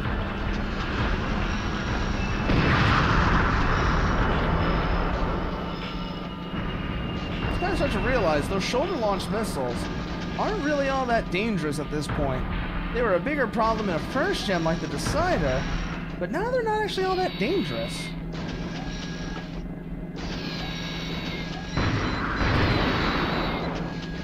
Alright, that's the second container. Yes, you will be missed. Now, let me be clear.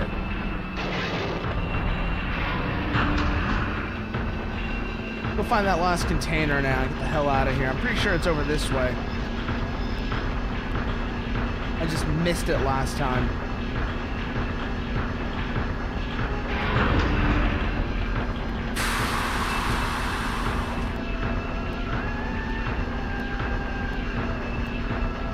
We'll find out. My hypothesis is correct.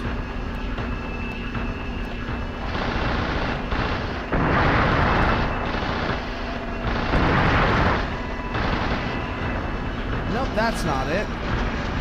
Maybe it's that next one over there? Because that's not it either. I think that was our last chaff.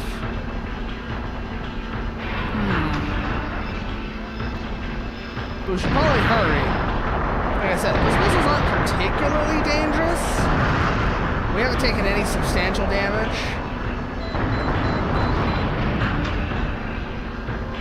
But I would rather not have them start stacking up.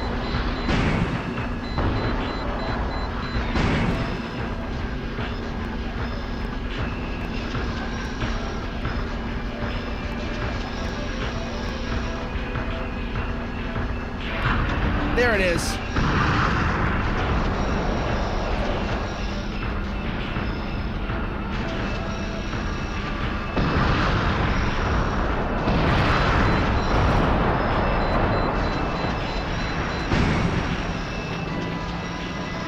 Oh wow, these are like complete non-threats at this point. That actually is very strange. Because they could be a substantial problem in the decider. Good job, Oscar. Okay, that's all the containers.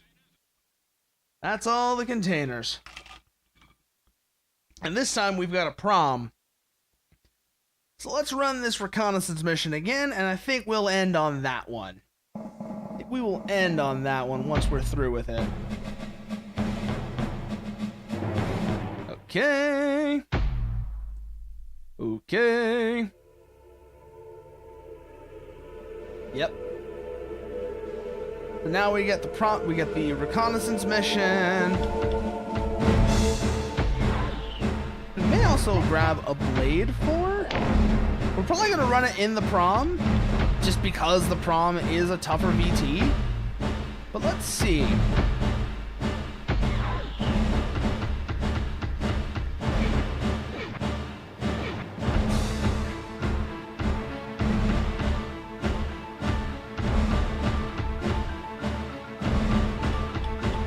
Otherwise, we're all right. Yeah.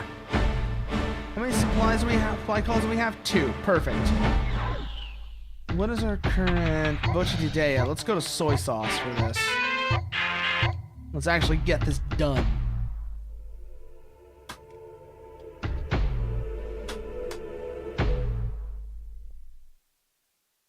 Shall we?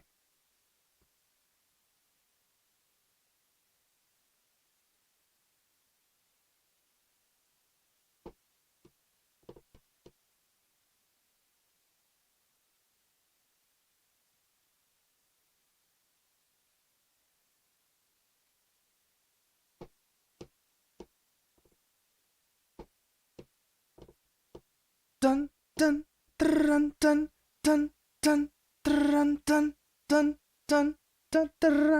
dun dun dun dun dun dun dun dun. Okay, system start. As before.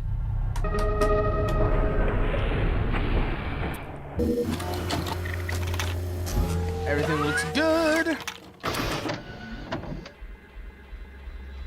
BT, stand up. The missiles are still going to be our primary weapons here. Just because, frankly, the extra range they offer is super useful.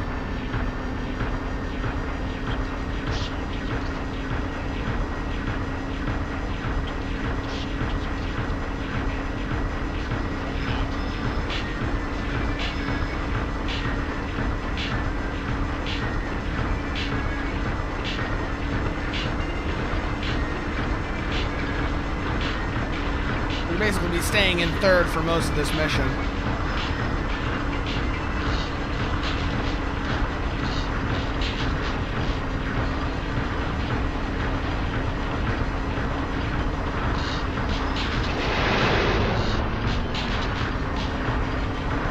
Where's that hostile BT?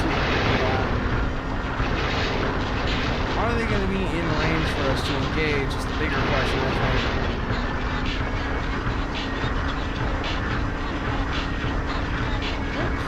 Oh, no, there they are. Missile away.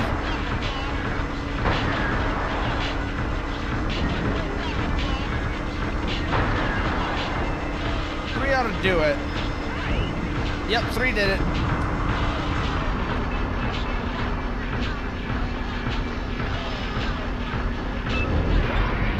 Nope, we're not falling over here. You, on the other hand, will fall over.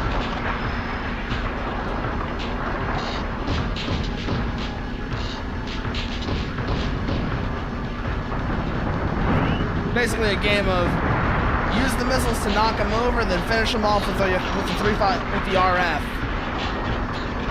It's basically what we're doing here.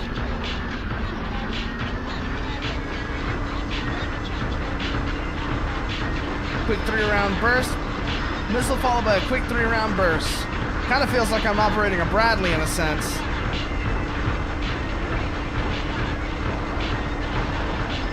That'd be even more the case if this was running ARs, but oh well.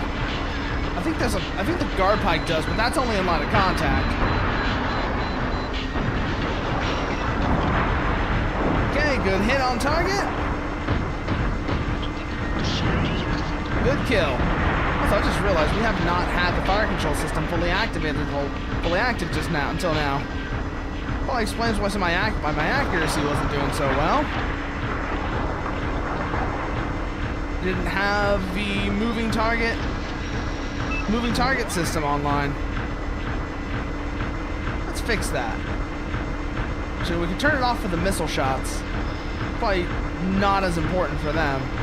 But then once we go to the once we go to the rifle, definitely want to have that turned back on.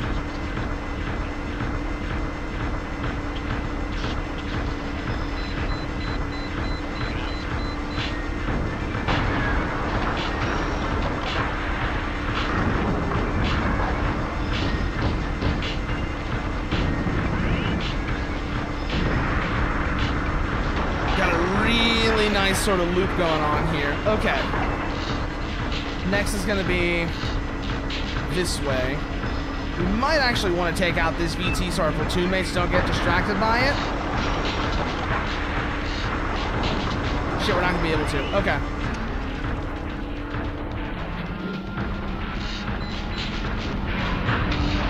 So then it's on this way.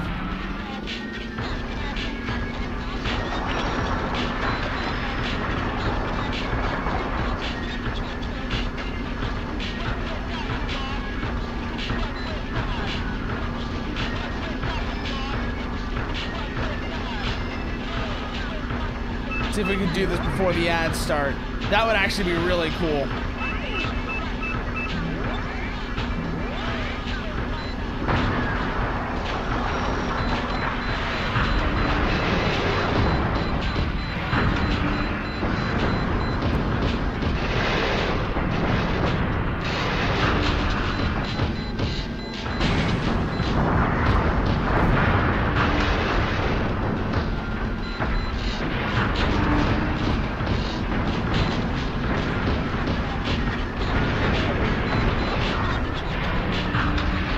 Shit, magazine swap.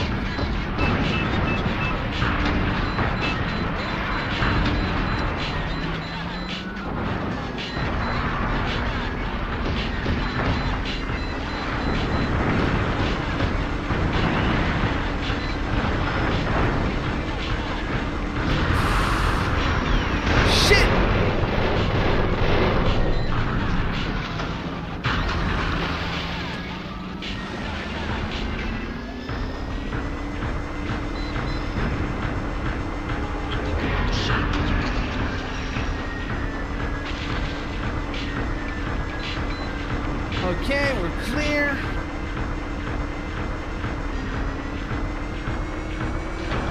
Switch over to the missiles.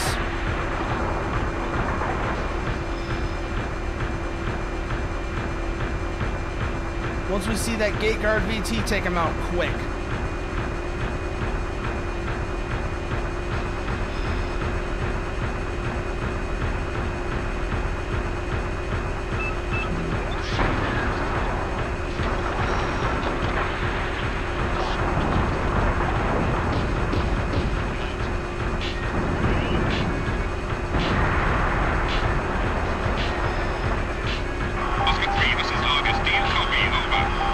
Oscar 3 here. I read you, Argus. Over.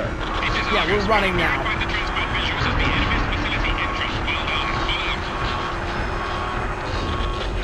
Well ahead of you there.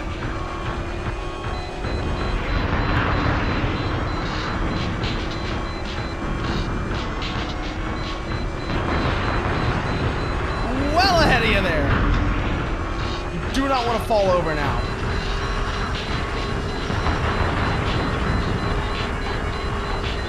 So let's just run.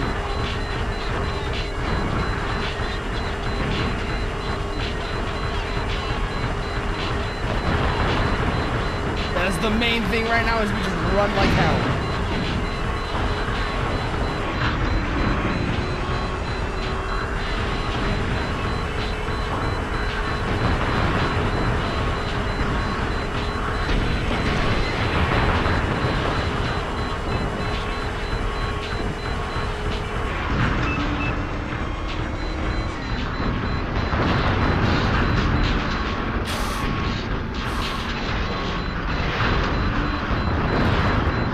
Do not want to fall over right now. Get out of the way!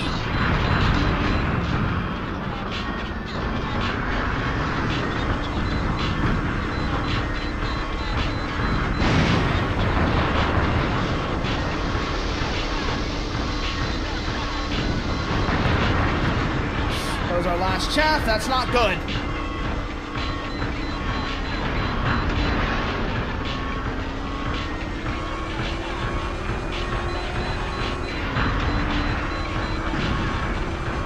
We are in a bit of a state now.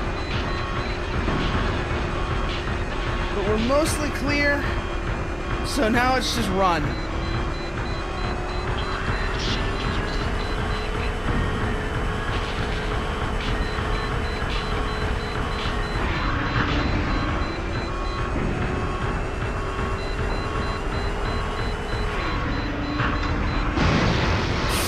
God damn it!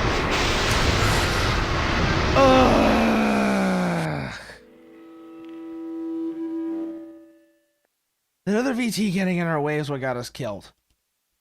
Fuck's sake.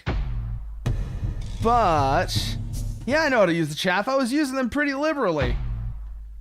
I think this is where we're gonna call it. And we will come back and do this one in the future. But for now, I already have an idea who we're going to raid, considering that they are also having a celebration right now. Let's make sure they're still on. Yes, they are. So let's go see what Ecto's up to, shall we? Let's go and see what Ecto's up to. Let's go see how her birthday's going, shall we? And once again, let's see what I'm up to. I'll stream all the places you can find me. And actually be able to get the raid message in proper this time. There we go. I should set up a bot command for that one of these days. I'll probably do that as soon as we end, after we raid out, but still, I need to do that. But now that we're actually ending this properly, there's really only one thing to say, and I think you know what it is. Happy Halloween!